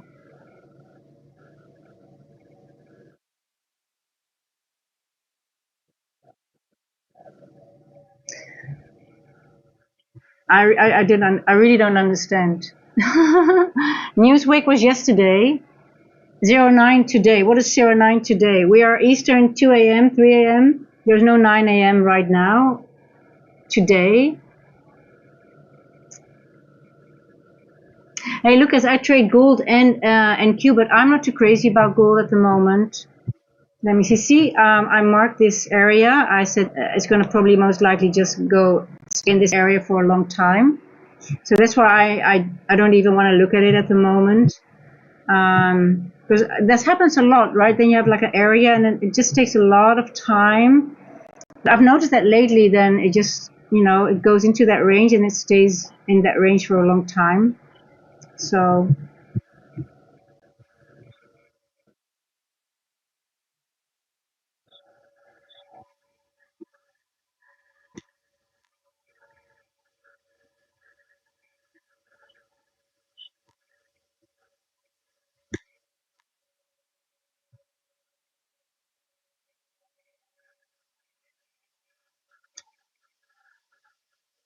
so yeah, it's just mainly NQ and gold.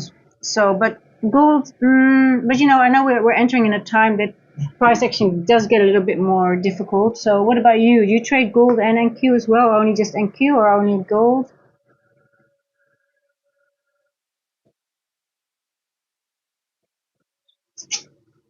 Oh, okay. Yeah, shoulder gold. You mean the 815? Yeah, that wick that was formed yesterday. Yeah, so you mean this?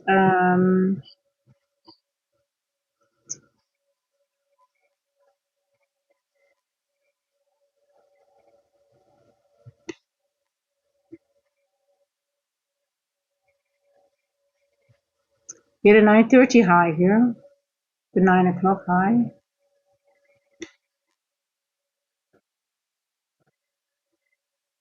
Yeah, so it took that out, but it's not really reacting to it, is it? So it takes out that liquidity right over here, right? So it forms a sort of like little fair value gap here. But you see, it's not really, it takes out a lot of liquidity, but it's not really doing anything like, hey, you're taking liquidity, but you're not moving, right? So what's going on? What are you going to do, NQ? Are you going to move higher or are you going to slam down in the next macro? I'm a little bit hesitant because we are at the zero 0.5 of the daily wick.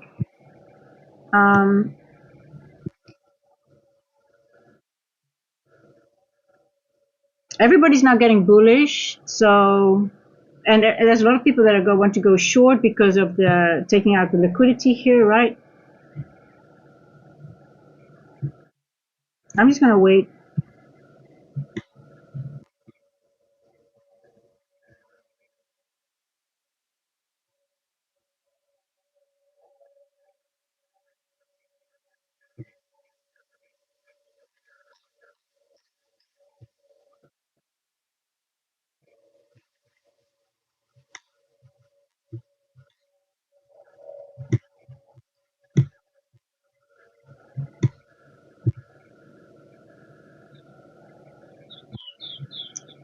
See, on the 1 minute, it's leaving so many gaps as well here. Gap, gap, gap.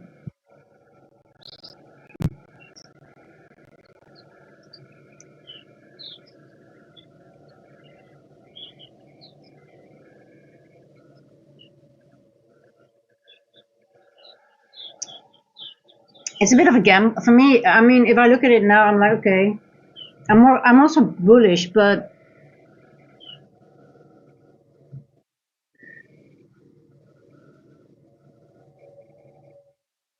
for me, I cannot frame a structural trade at the moment. There's no structure for me. I don't see a proper something that I can read. Well, obviously it's retesting this fair value gap, but it could also just slam down. It could just slam down. No. Just ask whatever you want to ask, Shoulder Goal. If I don't have time, if I'm trading, I'll tell you. Say, hey, listen, I'm busy trading right now. I have to make my money. But no, I love it that you just ask questions. It's good. Keep doing it.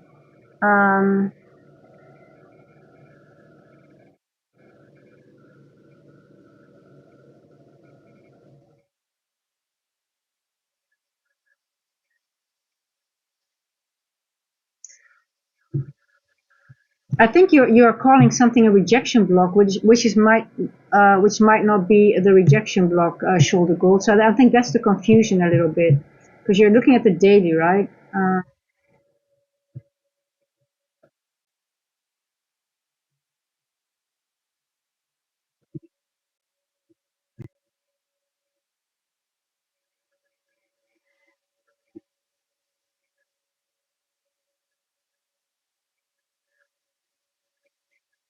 Now, when I'm looking at the daily, this is the wick that I'm using. We are the 50%. So you tend to see a rejection there. So I think that's what you mean, right? Is that what you mean, Shoulder Goal? So I would like to see a rejection here because we are at the midpoint of a daily candle. We're sort of like we went a little bit over it, right? You can see the wick, and then the body is now below it. So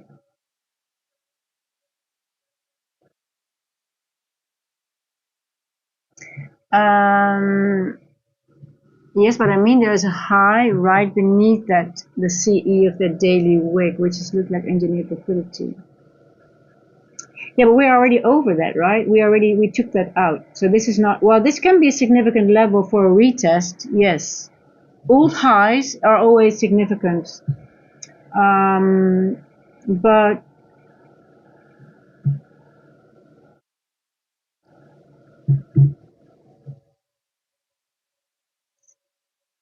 But I think once we are over these levels, like the balancing out of all these wicks, now we are here, it's been already done, right? So this now, so let's say we're going to reject in this area now, then at some point this wicks becomes liquidity.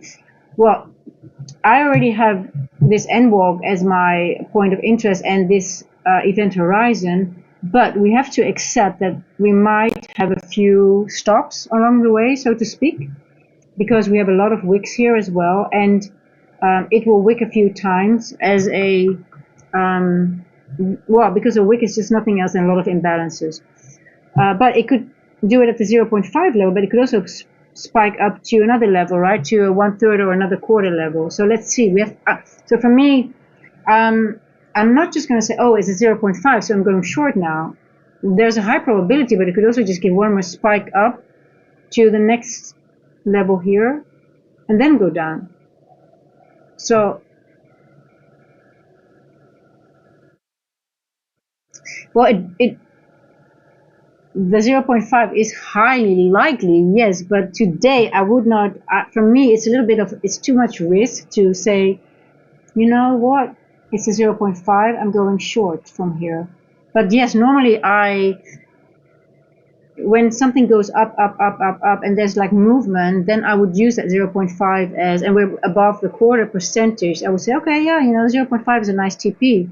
But now, because we're hanging around it all the time, we could also expect one of those very quick, spike ups just over back into this level and then go down. So I'm not taking that risk. I'm not putting my money on the line. I don't have any evaluations anymore. I only have fundeds now. I'm not going to do that.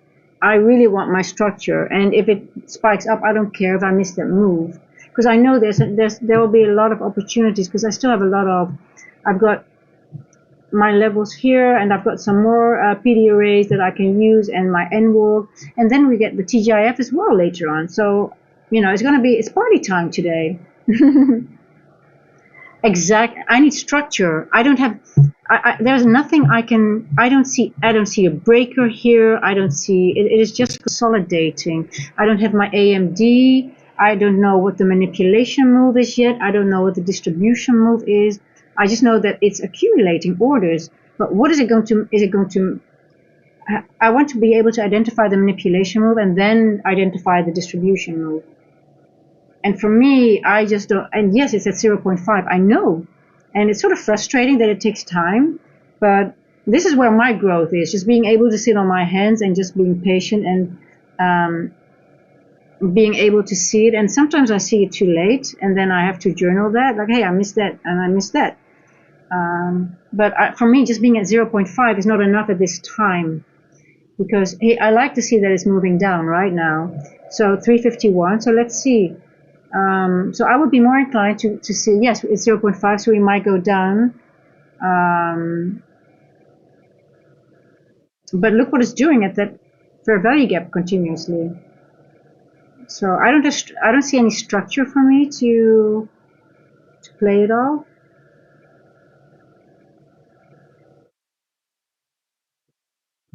Is anyone else? I'm just curious. Is anyone else in a trade already? No, just curious. Because I would be more inclined to think it's a short from here. We created high, we rejected here in it, and then we have a lower. So we go into it, then we go here. But so if I would have a gun to my head, I would say, yeah, I would go short here. But then I would just maybe up to here, maybe, or maybe to midnight.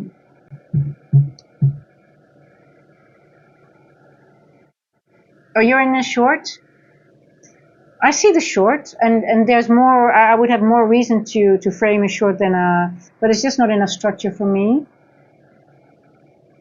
But yeah, what's your TP, Cinecom?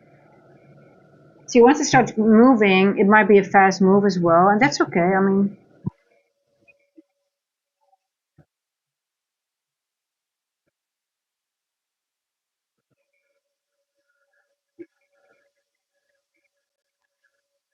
see, it might go fast to the downside.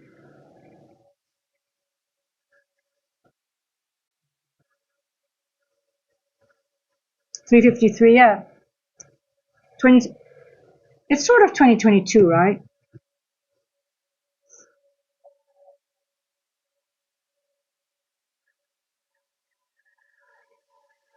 You took out a high, you go low, you reach up. It's sort of like go up into this. It's the wick, but then this is go into the speedy where it's bearish. It's still maybe silver bullet, right? But I just want the faster moves, and it's just going too slow for me. But let's see. Hey, we're in the macro. I'm just gonna sit back and take a sip of my drink. TP at Asia low, but I'm trading tightly. Yeah, okay. I don't think to be honest, Asia low. Oh, I don't think we're gonna go to Asia low, but I could be wrong. I think Asia's low is gonna be kept for the TGIF move.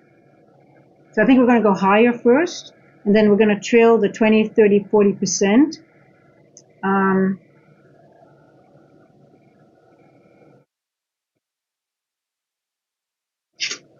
But who knows? Let's see if we're gonna hit this. If it's gonna go stop somewhere here.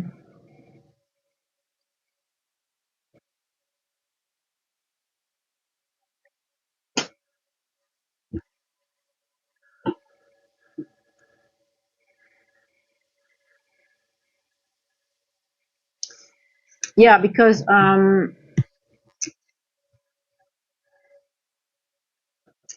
See, the 20% is here, 30 is here, 50 is there. So if we have Asia, right, it's right over here. Let's put it up our screen. This is all the way here, right? So that's exactly at the around the 20% of the weekly range right now. So if we would go to Asia now, if we would go to Asia now and we would enter in the TGIF zone, the day would just be, it will be horrible. It's just gonna, it might go to 30%, but it's just going to consolidate within that range. So I really hope, I pray that will not be the case. I just hope we are just taking out, maybe bounce off somewhere here and go up, and then obviously the weekly range will go higher, higher, higher, and then Asia low will be maybe in the 30-40%, and then once we make the low somewhere in the hopefully AM session, then we have a nice trade. We play it to the upside, we play it to the downside, right? So I hope that we get a day like that. So, but hey, if it goes down to Asia low now, I don't have anything to do anymore today. Then for me the day is over. If we go into the 20% now, I might as well just shut up. I can close my chart. I'm not gonna do anything anymore then. So please, let's all pray that it's not gonna happen. Let's hope not. Gold seems to be moving into the downside. Let's have a quick look at gold. Okay, so gold went out of this area. Yeah. You know, I just don't look, guys. I don't get. I just am very interested in this price section. It's been consolidating here. So what are you going to get here? Also, like a sort of like.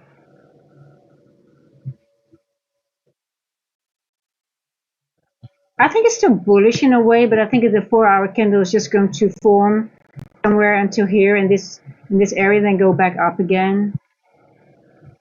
But I'm not, guys. I'm not touching it. Yes, seek for wisdom. It's NFP. So we have an 8:30 news candle. Maybe it's good to do start the stream early. Do 8:30, and I'm not going to do a marathon like yesterday. But then, maybe just when is there? Just wait for the TGIF and then stop, and then it's done. Maybe we get a TGIF early. Could be.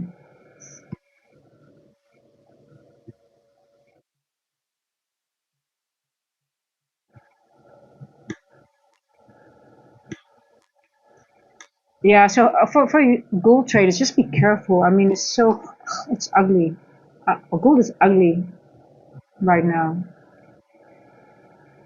Okay, let's see.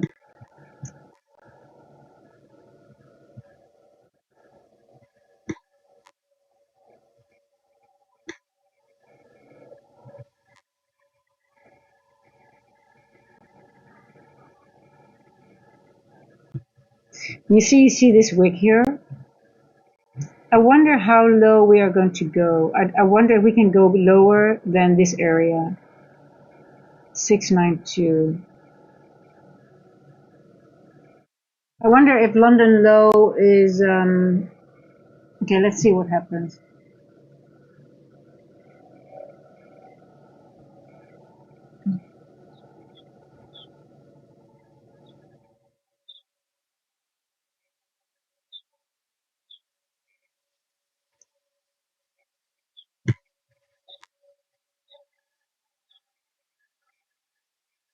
I'm not bearish at all.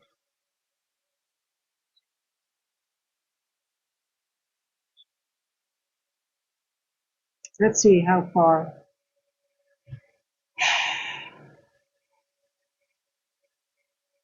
4 o'clock.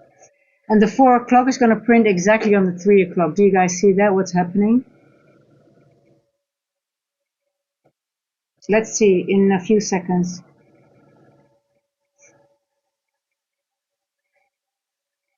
Boom, next to each other, 3 and 4 o'clock.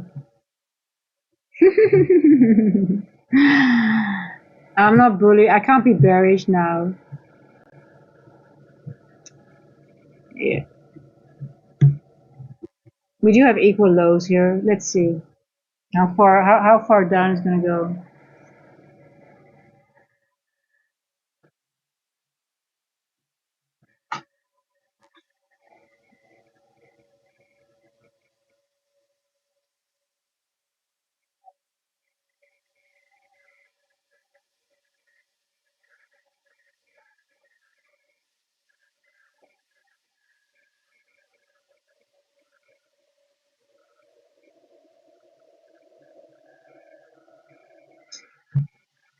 I think 690 might be in the cards somewhere around here, maybe. Okay, so let's see. This is a bridge breaker here. Let's see if this is a breaker on the 1 hour. Let's use this breaker.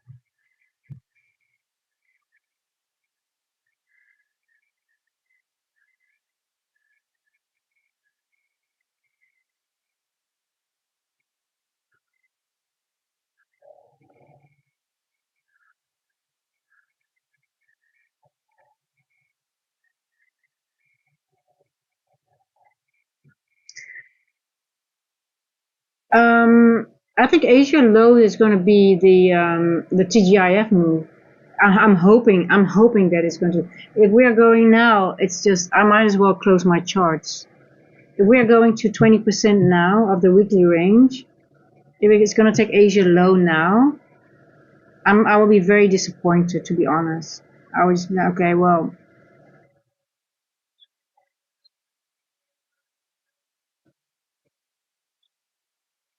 I just hope it's not. I don't want to fade anyone, but I just don't hope it doesn't now because I really want the move to the upside first and then the TGIF move. But if we get, you could have TGIF now, by the way. It could happen, and then it's just we're going to consolidate the rest of the day because you see consolidation here. Once you go into this area, we're going to get it's going to mimic a big part of this as well. So we're going to go back to consolidation.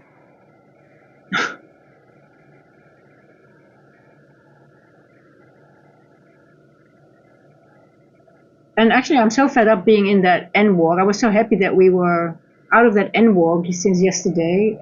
We've been watching that N walk, I think, 6 hours straight, right? I mean, it was a nice session because of the chat, but we watched this all day. We watched this. I don't know if I can go to another day like that, guys. I'll be traumatized. Need to call a doctor for me.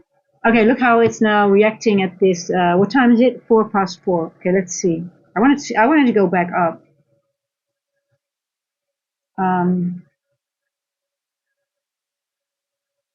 this is a retest. We're in a macro.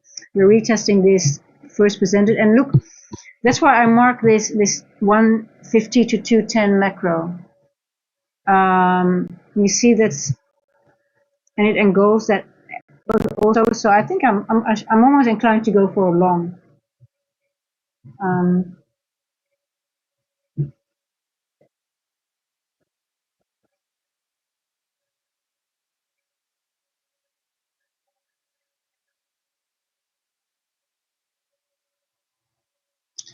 let's see if we can make it above the previous day high. So the only thing that, so if it's a rejection of the 50%, it just needs, it doesn't have to be a big rejection, but you just want, it's sort of like when you go through that wick, it just stops and it balances out a couple of imbalances. Now it can go to the next wick, it could go to the next area of, like for example here or here, right?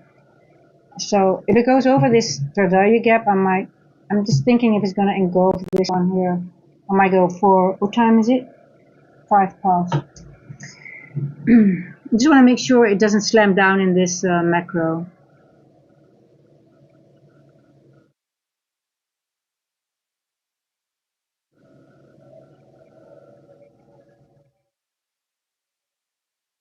So we went lower. We took previously how we went above it. We went lower, and now we're above it again.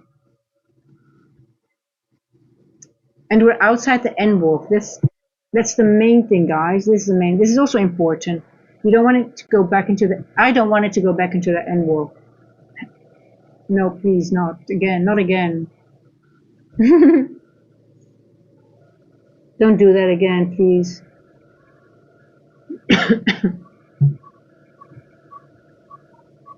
I think this is balanced. I'm not sure, but we'll see.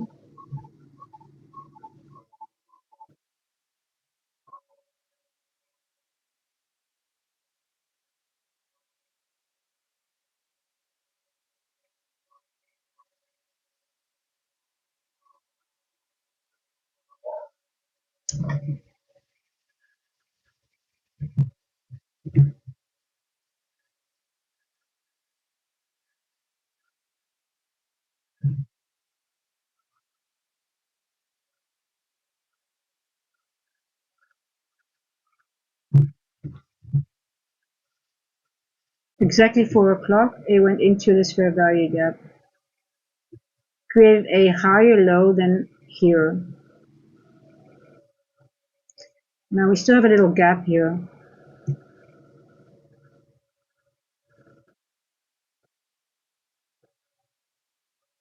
Oh, you got a one, well, that's good. I mean, listen, this price action, if you can get a 1.5 R, that's a good trade. Well done.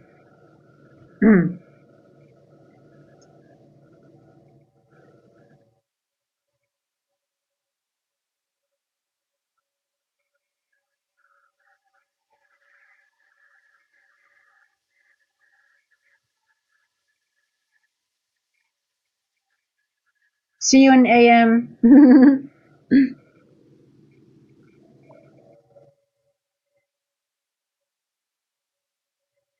Now you would frame a short, right? Because you see a SIBI and a wick in the SIBI in a macro. I would normally would do that as well, but I just don't trust it too much because also I can frame this as a retest of a fair value gap, right?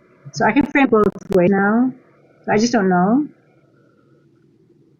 If I look at this area here, I see a wick and I see like, okay, we wicked in, this is like a sort of also a mid rebalance here. I see a wick here. So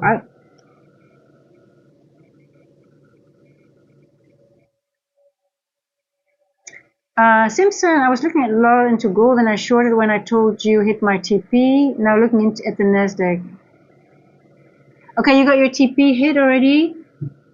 So you took your money out of, oh, look at that, now gold ran all the way to midnight. Yes. So it was the 4 o'clock move. Yeah, that would have been my play from here to midnight or this first percent of fair value gap.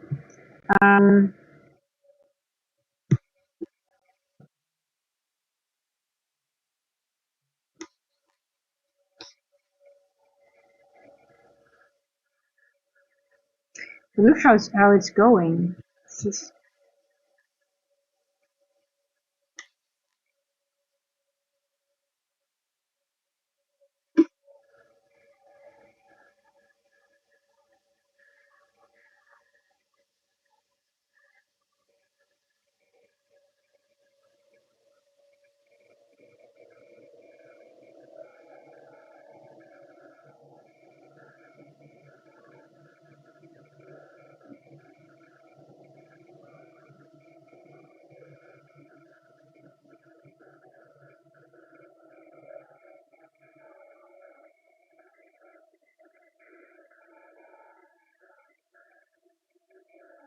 What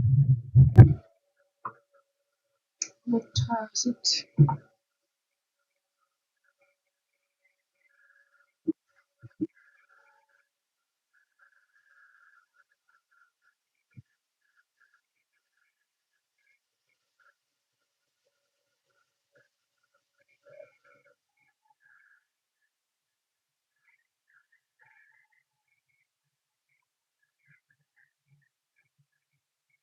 See how slow it's going, right? It's so annoying at some point. It's like, okay, even the 350 to 410 move is not really doing anything. I don't know. I was hoping at least it would give some more of a. The macro is over. It's our favorite macro. So, what does it tell us?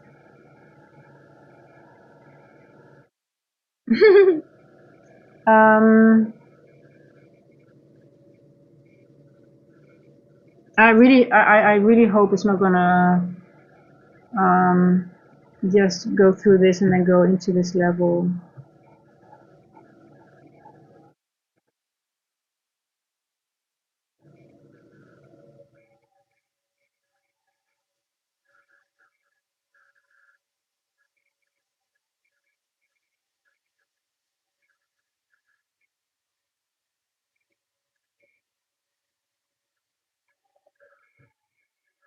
Let's see if it goes somewhere to here or something.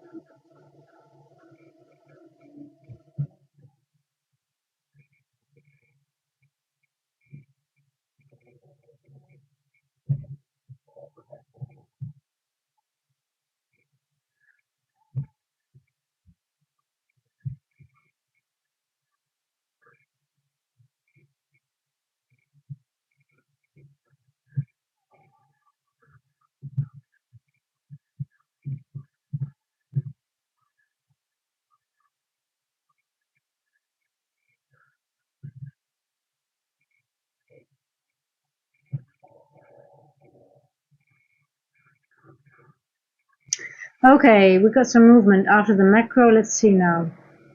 Where are you going? Where are you going?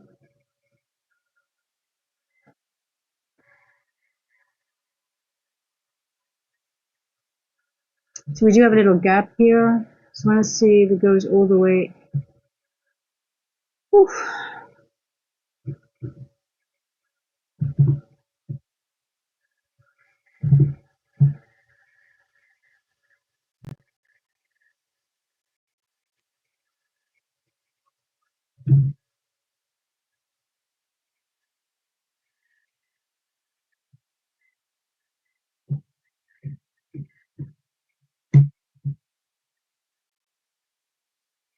I think this is the way to.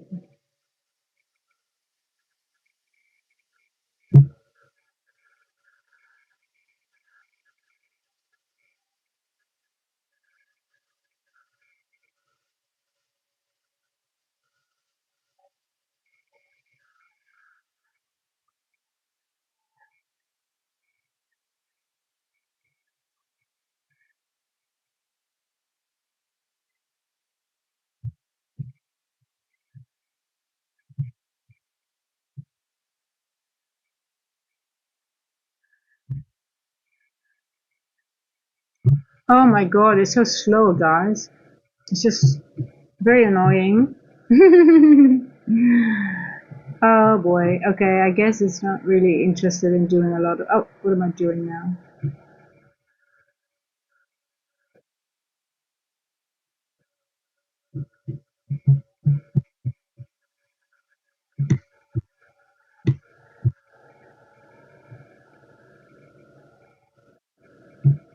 So there was this little gap now, sort of like, yeah, it wicked through it, but is that it? Maybe.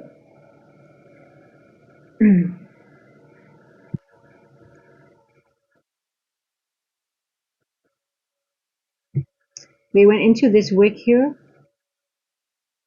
Maybe it can go to 0.5, but it could also be done right here. Yeah. It hit midnight. Is this it? Is this it? Is this the move to the downside? Is that it? Is that it? Is that it? Or do you have some more?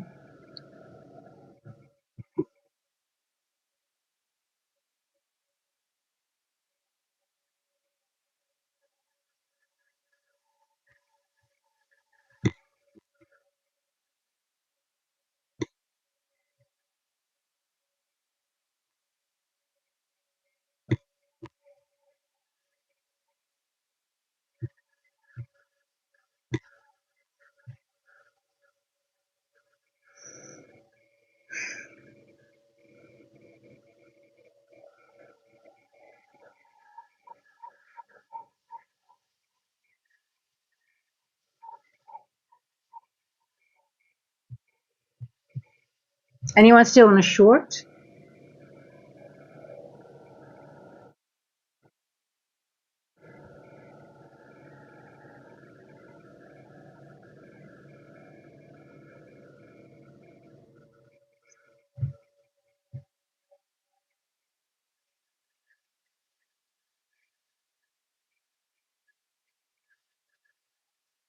Yeah, I'm almost inclined to get into a long and have a very tight stop loss below the midnight. I'm going to do a paper trade.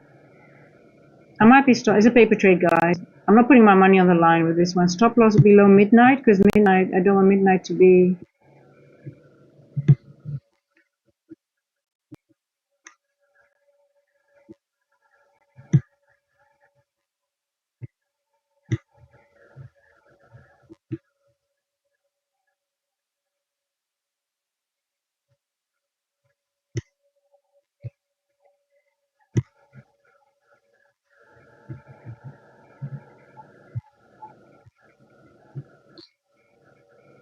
Thank you, Cinecam, for subscribing.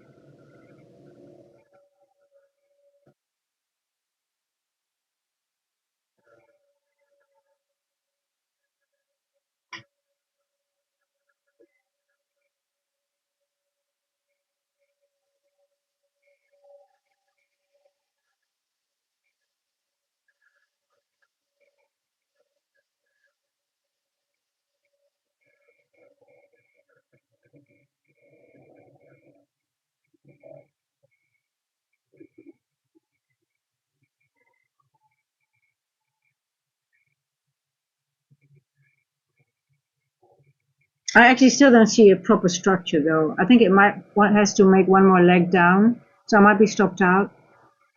And then,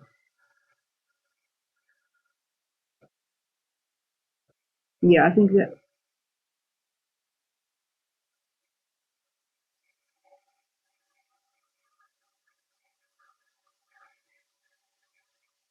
I go to the 0.5 here, maybe even lower. Let's see. Um,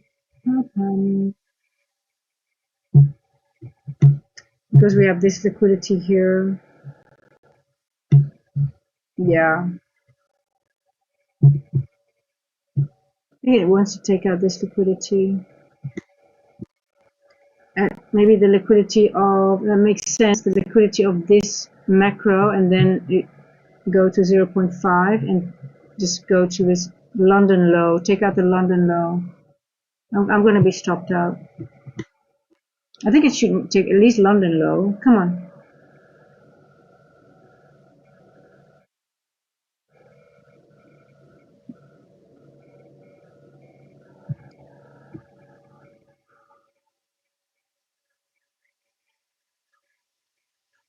Hold on, guys.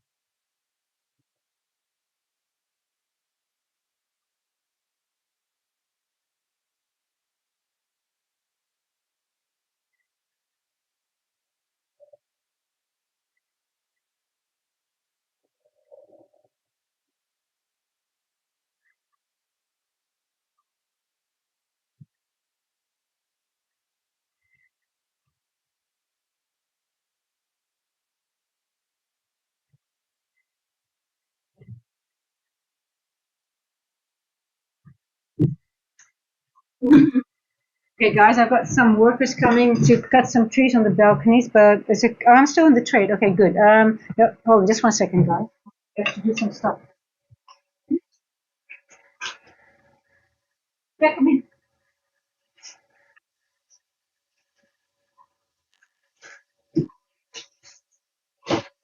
You're on stream. Hello. So, yeah,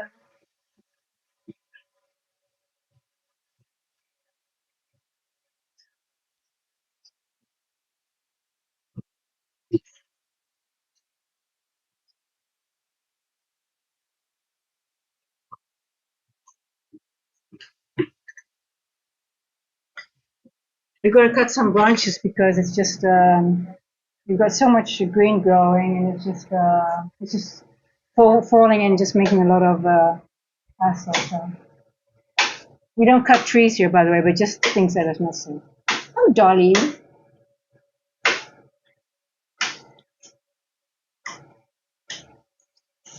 Okay, I just need to manage it.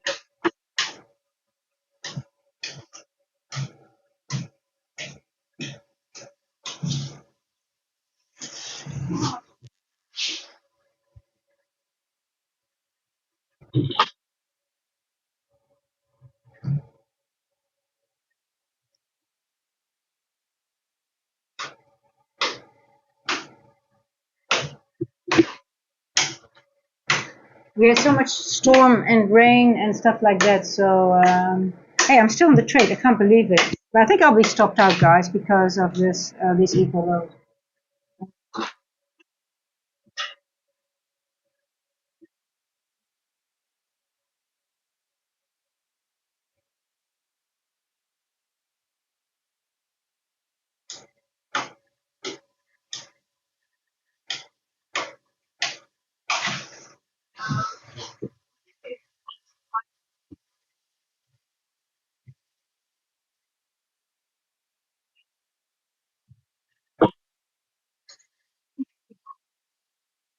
There was the lower one that was great.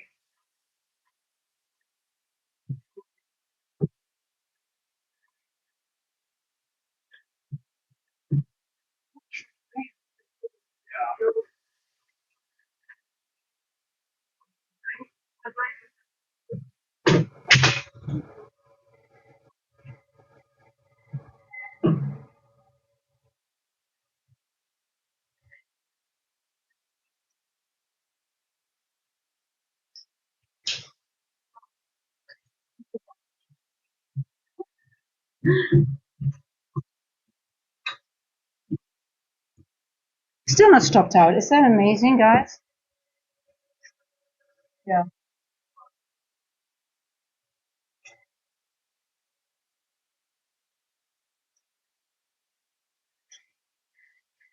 Okay. Wow.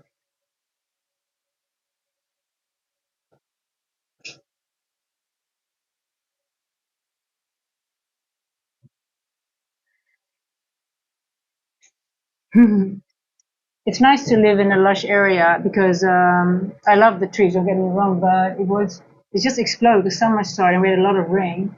But we had a lot of issues with a lot of fallen trees and a lot of branches on the driveway. So they have to come and really cut some of the branches off just to make sure with the next storm, it sort of like doesn't really, damage the construction and stuff like that. So it's just some maintenance we need to do. So wow, it's a lot of yeah, it helps a lot, and it saves a lot for the. I've got some more light as well now. Yeah, yeah, yeah, yeah. I just need the elbows for the monkeys. I don't care that I can't reach them. I mean, they're for the monkeys. So, I mean, I like having them here. Oh, maybe hold on, maybe yeah, yeah. That's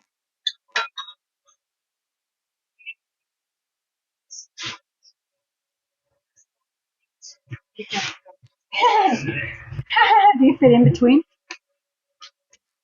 So Bowser, I'm in South Africa, and it's a very a dense populated tree. We have like a lot. It's like it's called Antonzini, and that means shade because we have a lot of trees here. It's beautiful, but it is sort of like a problem when um, it's so far. Okay, no problem, no problem. Yeah, it'll get here. Don't worry. Because it was sticking on the window. But yeah, it'll be next week. You will have maybe able to do.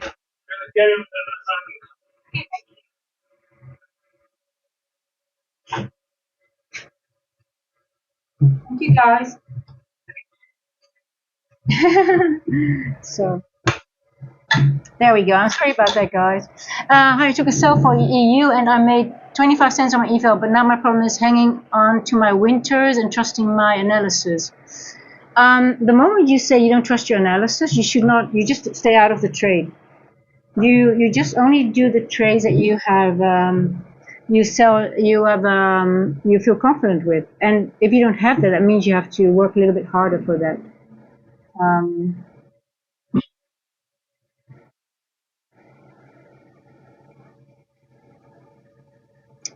um, Now that I have this little buffer to work with, maybe I will risk 0.12 for 1 to 2R.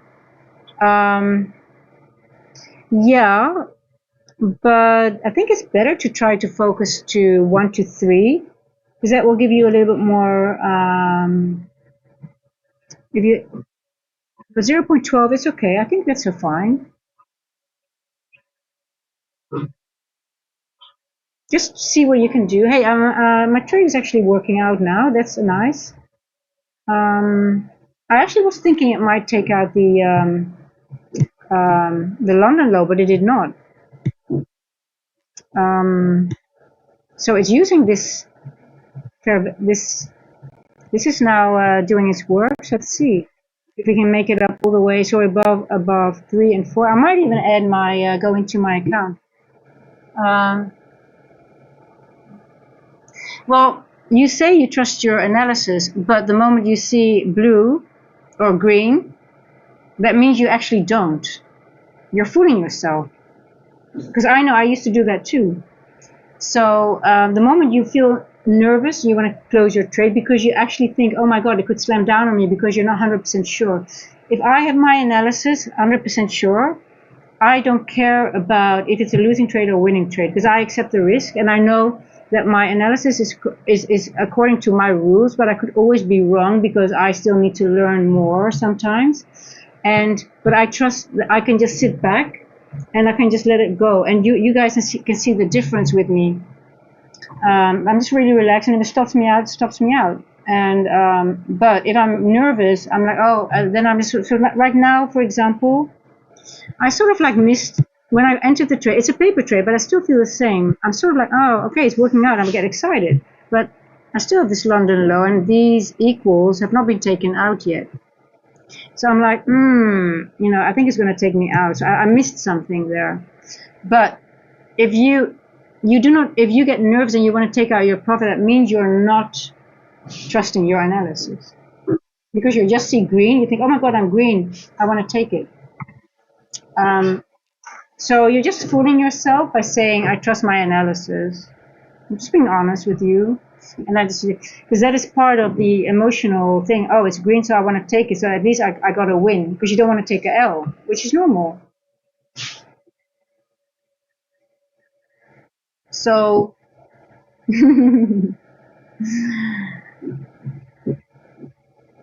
but in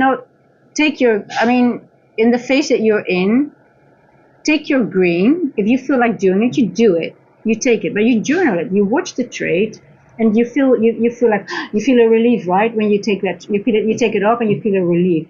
Hey, listen, I know exactly what you feel. So, so you take it off, and you have a relief. But then, don't see it as a losing trade. Like, oh my God, I could have, woulda, shoulda. The moment you say, I should have stayed in the trade, that means you didn't stay in the trade because you didn't know your proper model. But you journal it, and you look at, okay, where did I get out? How far did the trade go? Where would I have gotten in if you calculate the R to R and you say, okay, if I would have gotten here, in here. Let's say the breaker retest, and my stop loss would have been here, and it was a 2-hour trade. I could have stayed in. And you look at, you journal it, you mark the times, what happened when, how did I feel, why did I take it off? Ask yourself the honest question: why did I take it off? And you answer that, and you don't have to share that with anyone, because your journal is only for you. Just write everything down what you really want to share with yourself, and you never have to share it with anyone. You only share it with yourself. That's important. Hey, listen, I can share a lot of stuff, but I will never share my journaling, what I wrote down, because that's really private for me. Because you write it down for you, and you learn from it. Exactly. And that, shoulder gold, when I say I didn't journal for a long time, you know why I didn't journal? Because I actually didn't know what to journal, because I actually didn't know my strategy.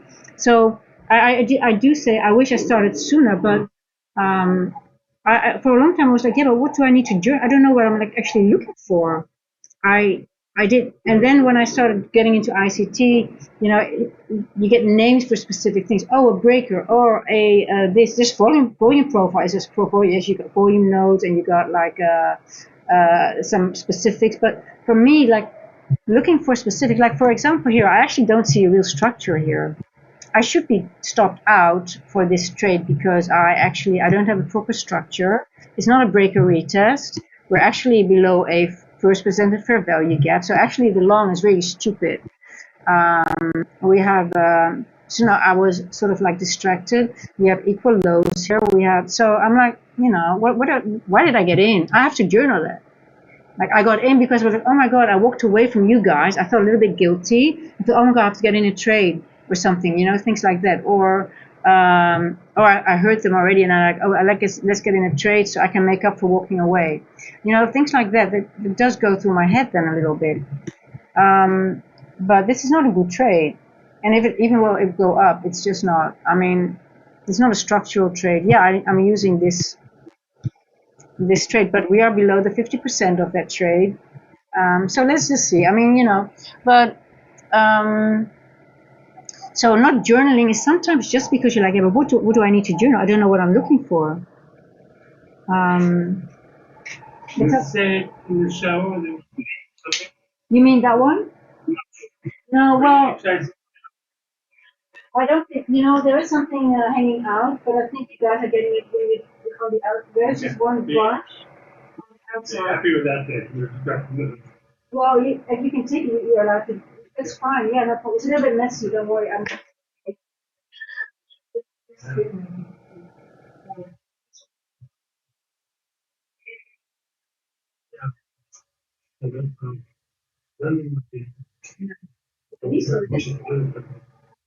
Yeah, this will leave the other balcony. I'll be there.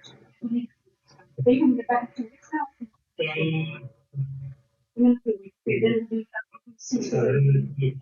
Yeah, but if they leave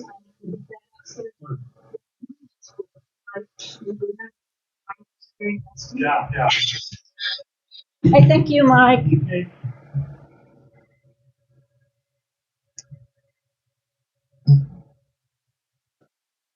Yeah. So maybe we could do a. I'm just thinking maybe it's we could do a in Discord maybe a session and talk about. I mean, I think it's good to talk about these things, and see what was really like holding us back, and because it's always some of the things, but and I think maybe that's a good thing. And I love the honesty because, people are, I was very ashamed of it as well. I like, yeah, well, I don't know. And it's very easy to say, oh, yeah, you have to journal. Journaling is very important, right? Oh, BVG, what did you trade? We've got people making money here. That's good. But I think that's really important, and I really appreciate that you're feeling safe enough to share that here, because there's people in the chat, and there's no shame to it. It's just, and once you start really the growth really comes from the journaling, but then the first part is but how do I journal? What do I journal? I don't even know what I'm actually looking at. So and if you have that figured out, you already know what the things that you have to work on. So then it's like, okay, you have to find a model, or you have to look for, okay, what am I looking for? Is it time based? Is it a structure? Is it what is it?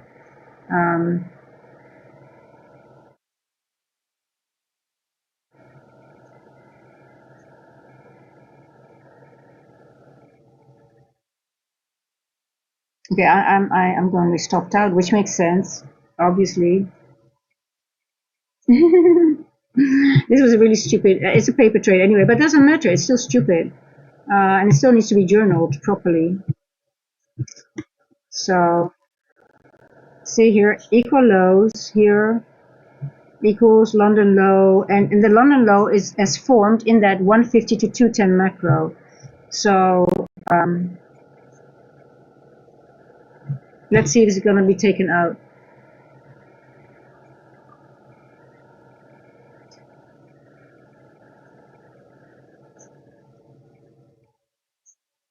Not in a trade. I use TV Pepperstone, trading view Pepperstone feed. Oh, okay. I don't know that, to be honest. Known as NAS 100. Okay.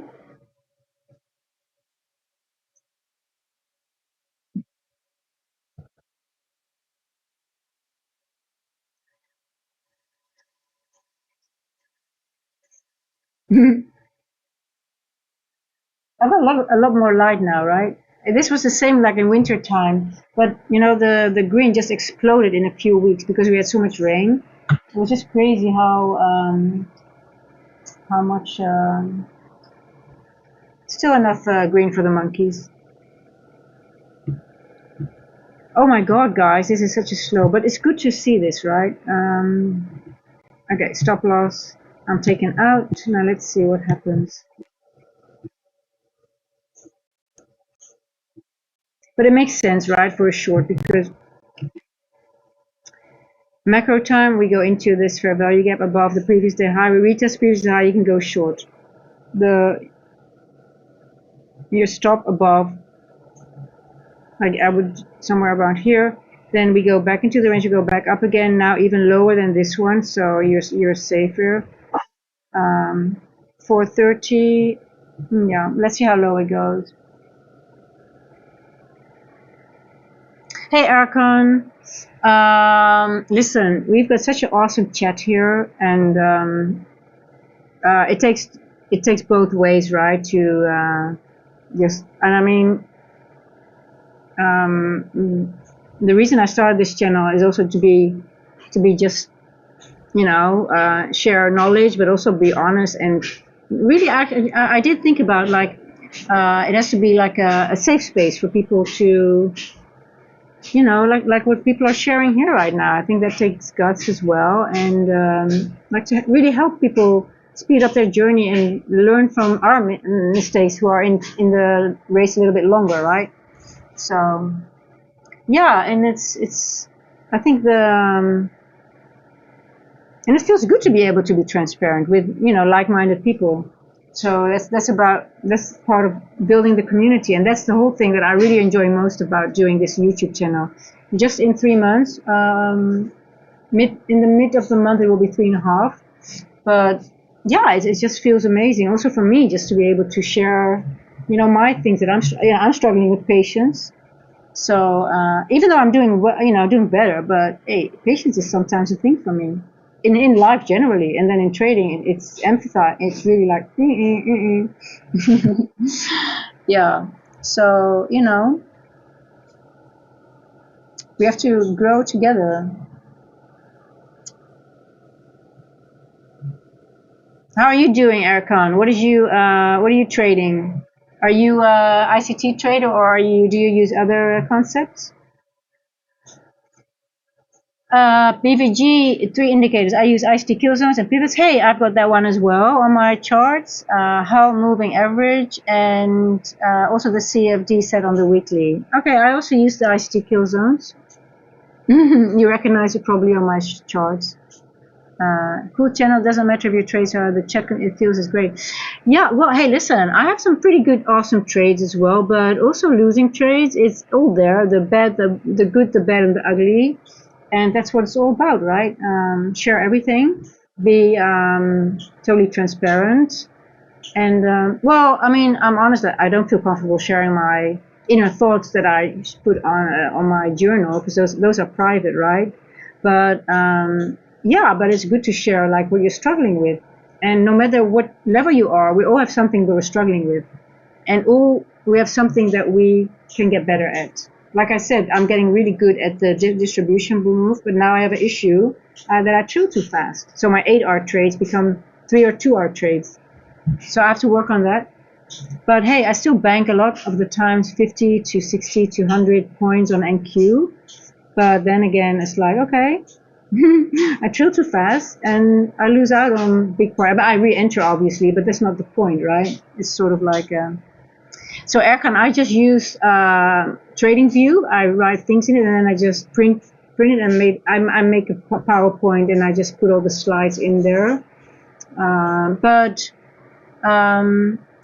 Notion is pretty good. People use TradeZilla. They can also backtest and TradeZilla nowadays. But it's just not where you feel comfortable. Like, for me, it's just visual. I don't do any sheets anymore. I know my worst day is normally Thursday NFP week. That was the day that I lost the most and I just didn't do well. So I don't really try to use my funded or my live accounts on that day. Yesterday I actually passed an evaluation. But then again, the news is a little bit different this week. We don't have a NFP Friday segment for some reason. So I don't know if there's a change in the way they are organizing the news. But oh yeah, trade ICT 8 years, good. I'm 3 years in. Yeah, ICT and 6 years total are the other retail bullshit. Yeah.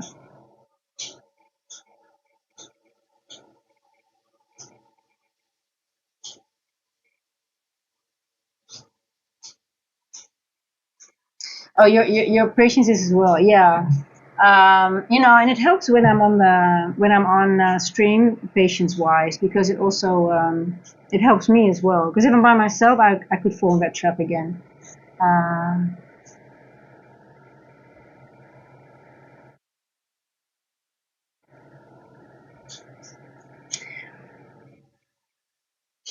Yeah, I'm more interested in Erkan. How long did it take for you to reach the level that you were like, okay, now I really understand ICT? And I think in 8 years, I think you are at a point already that you are found your model and you got your own identity. You can, you feel like, okay, because it's like building blocks, like ICT. And if you find the basis, you build on that, and then you make it your own, right? I think if you're 8 years in, I think you most likely have reached that level.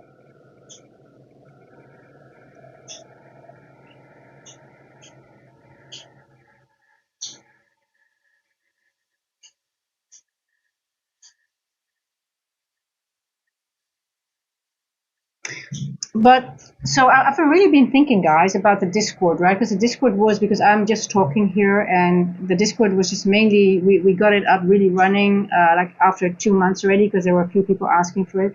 But the point of the Discord is just to be able that you guys could also speak and that we could communicate better instead of you just typing and me just speaking. So I'm actually very inspired by the chat that we're having today. Like, what about doing a session in the Discord where people, we have to really create a safe space where I was a coach in my former life as well, so I'm putting my coach hat on a little bit. Like where we have a session, it doesn't have to be a long session because it's just more like, okay, where we all share, just all people that want to, like, hey, I'm struggling with this, and then from that point on we can because I'm really thinking like, how can I bring value as a channel, because that's the point of the whole channel, to the people. But I think maybe it's a good start, and let me know if you guys that's not or I think something different, but how about that? Okay, start with a session where we can just share, anybody could share, okay, I'm struggling with finding my model, or I'm struggling with patience, I'm struggling with this. And then from there on, maybe that's easy for me also to build from that on. Okay, let's make maybe a session about that issue or topic, and then could deep diver into specific topics that maybe most people are struggling with.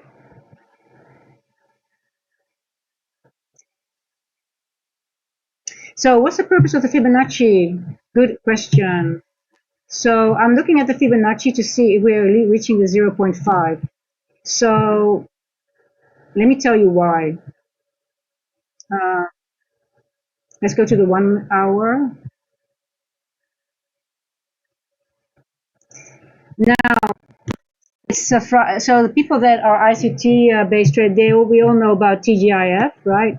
So the 20% of the weekly range is here. I do not want it to go to the 20% now. Why? Because then I have to shut my laptop and we're done for the week.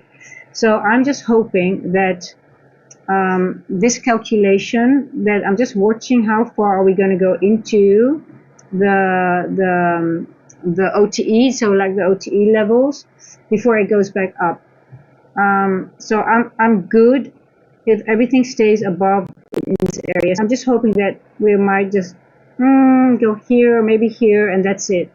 So, but I actually thought we might have already been there because we're looking at this price section for a really long time. But it is just not really moving. It's just creating more equals, I guess. But that's a good sign because that means it's not in a hurry and it's just waiting for the news, right? Because we've got news. And I'm hoping to be able to swing it to the upside and to the downside today. But if we go into this level, which, because it's moving so slow, I'm sort of like getting more interested, like, okay, you know what? It's slow because it doesn't want to move too fast, because it's just going to go here and then putz around a little bit and then go back up and then go down, maybe the end of the day. That's what I hope. So I want a TGIF, and I want I don't think you guys were here, but I think this NWOG is really in play today. So I'm hoping for that. Oh, I've put the Discord in the I pinned it, guys. So feel free to go. But what do you guys think of? Because I tried to organize a session, but it's I just want to know what's. I mean, I can organize whatever I want, but people need to have value or need to be able to. Hey, that's something that gives me value. It doesn't have to be a long session, but just also, we get to know each other better. It's just, it's part of building a community.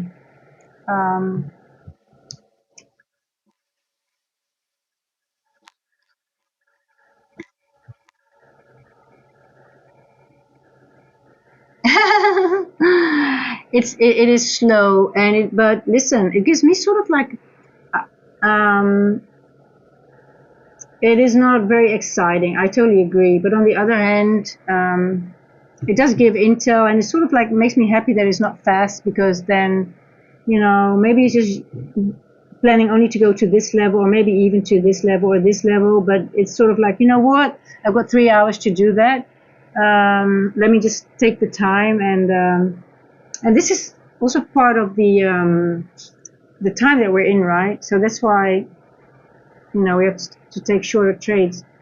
And talking about structure now, for example, it will go up. Now I see a potential breaker, a bullish breaker. So let's see if we get one more leg to the downside, and then I get my structure up, because now we're just forming.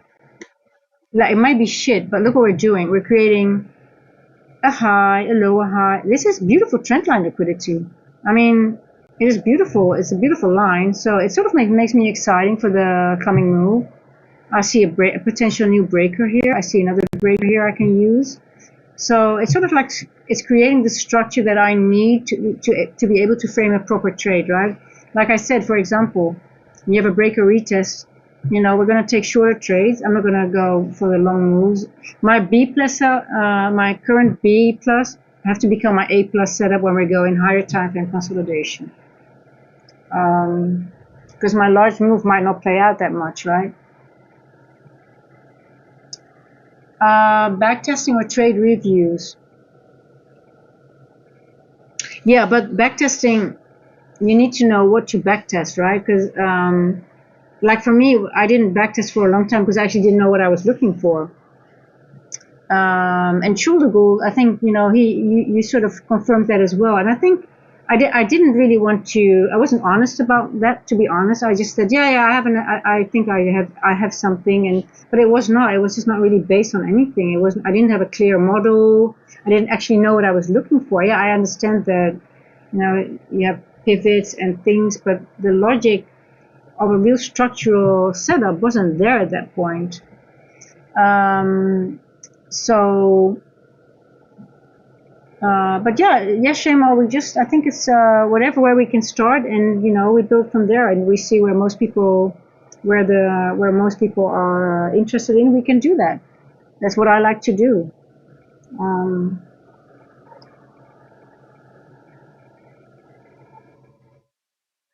Yeah. Okay. I'll just start organizing some things, and we take it from there. Hey, Gigi, how are you doing, my love? And yeah, we're just building the community as we go, right? Just organically, and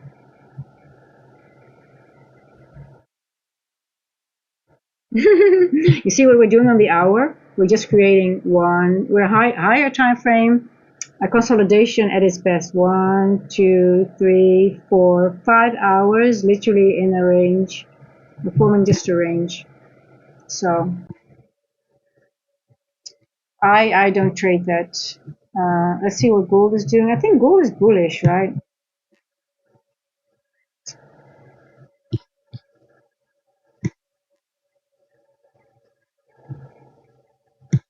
So you see what gold created the same, it's almost similar what NQ is doing, right? You see a high, lower, and we had the pivot already, the turn, and now it's just going to go back up and take out all that liquidity that has been created. So NQ is doing the same. It's just a little bit behind. It's just going down, down, down, and then you have your breaker here. Talking about 2-hour trades, you have a breaker. This is a good example, guys. 431. We use the 2240 time as well. Like this is your retest. Let's say, and then you just take 2 hours and then you're gone. I'm not going to make it complicated for now for these coming 3 months. Is it 3 months? No, December, January, yeah, let's say 2.5.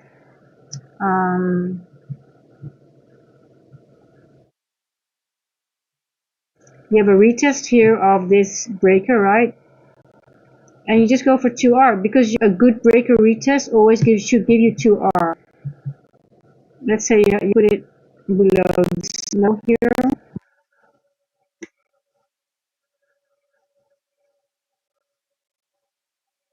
Two R trade. We'll make it exactly 2R.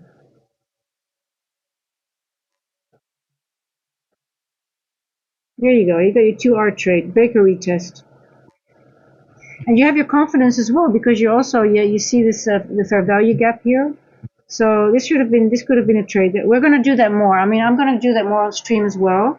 Just go for the short moves. Even if it's a 1 minute, I don't care if there's no 3-minute structure, 5 minute, I don't care. I'm just going to take the 1 minute 2R trade.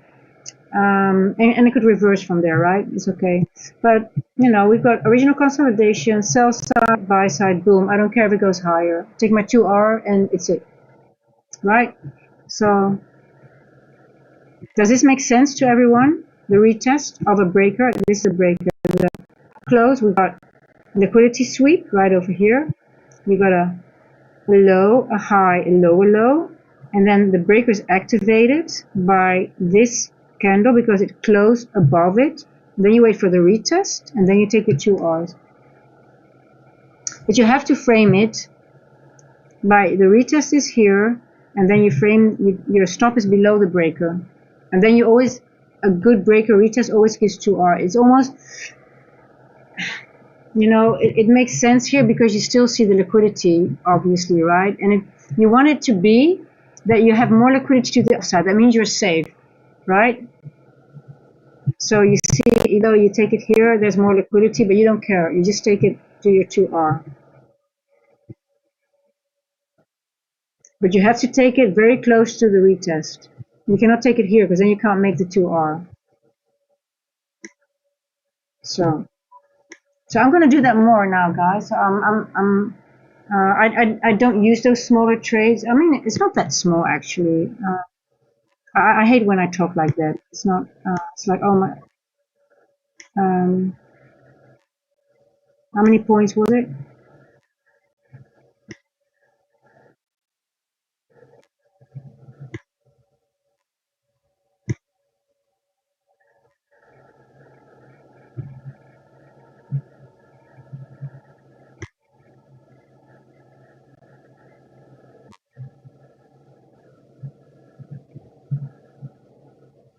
Doing the retest.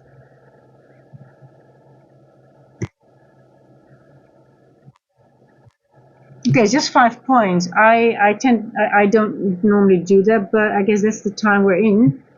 No, you just take your 5 points and it's okay to start with.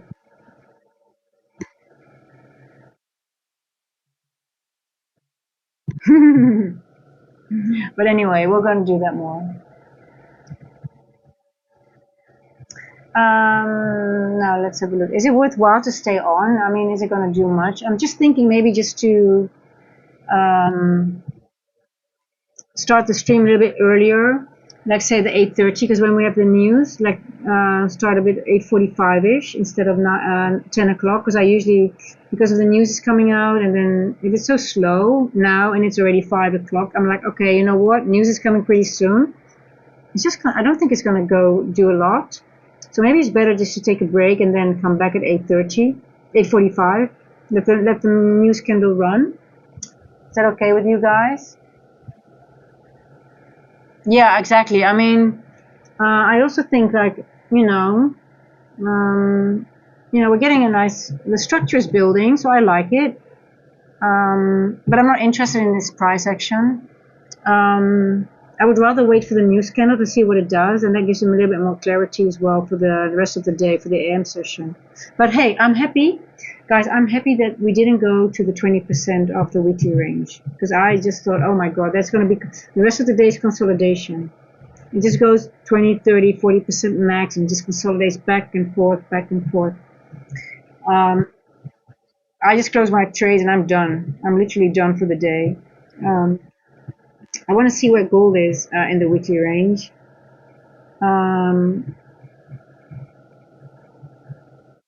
Okay, I think gold might be a reverse. I call that reverse TGIF. So 80%. We're going to go to 80% of the range. Well, let's see. I mean, I'm not interested in gold anyway now. But hey, I think gold is a long. Wherever is in gold. Yeah. But I'm more interested in NQ for today. I do both the Aircon, I do ethos. I've mainly now funded next. I'm mainly just using funded next evaluations. Oh, I need to take the phone. I need to go, guys. Iris speaking. Good day. You're speaking to me by from business.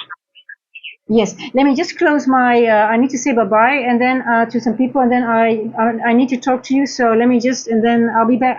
Let me just say bye bye, and I'll be back to you in a second. Okay, guys, I need to take this call. Okay. This is the bank. I see you later at 8:45. So thank you so much for hanging out with me, and we'll be back later today. Okay. Thank you again, guys, and I'll talk to you soon. But I need to close the stream now, and I love you all. Bye bye.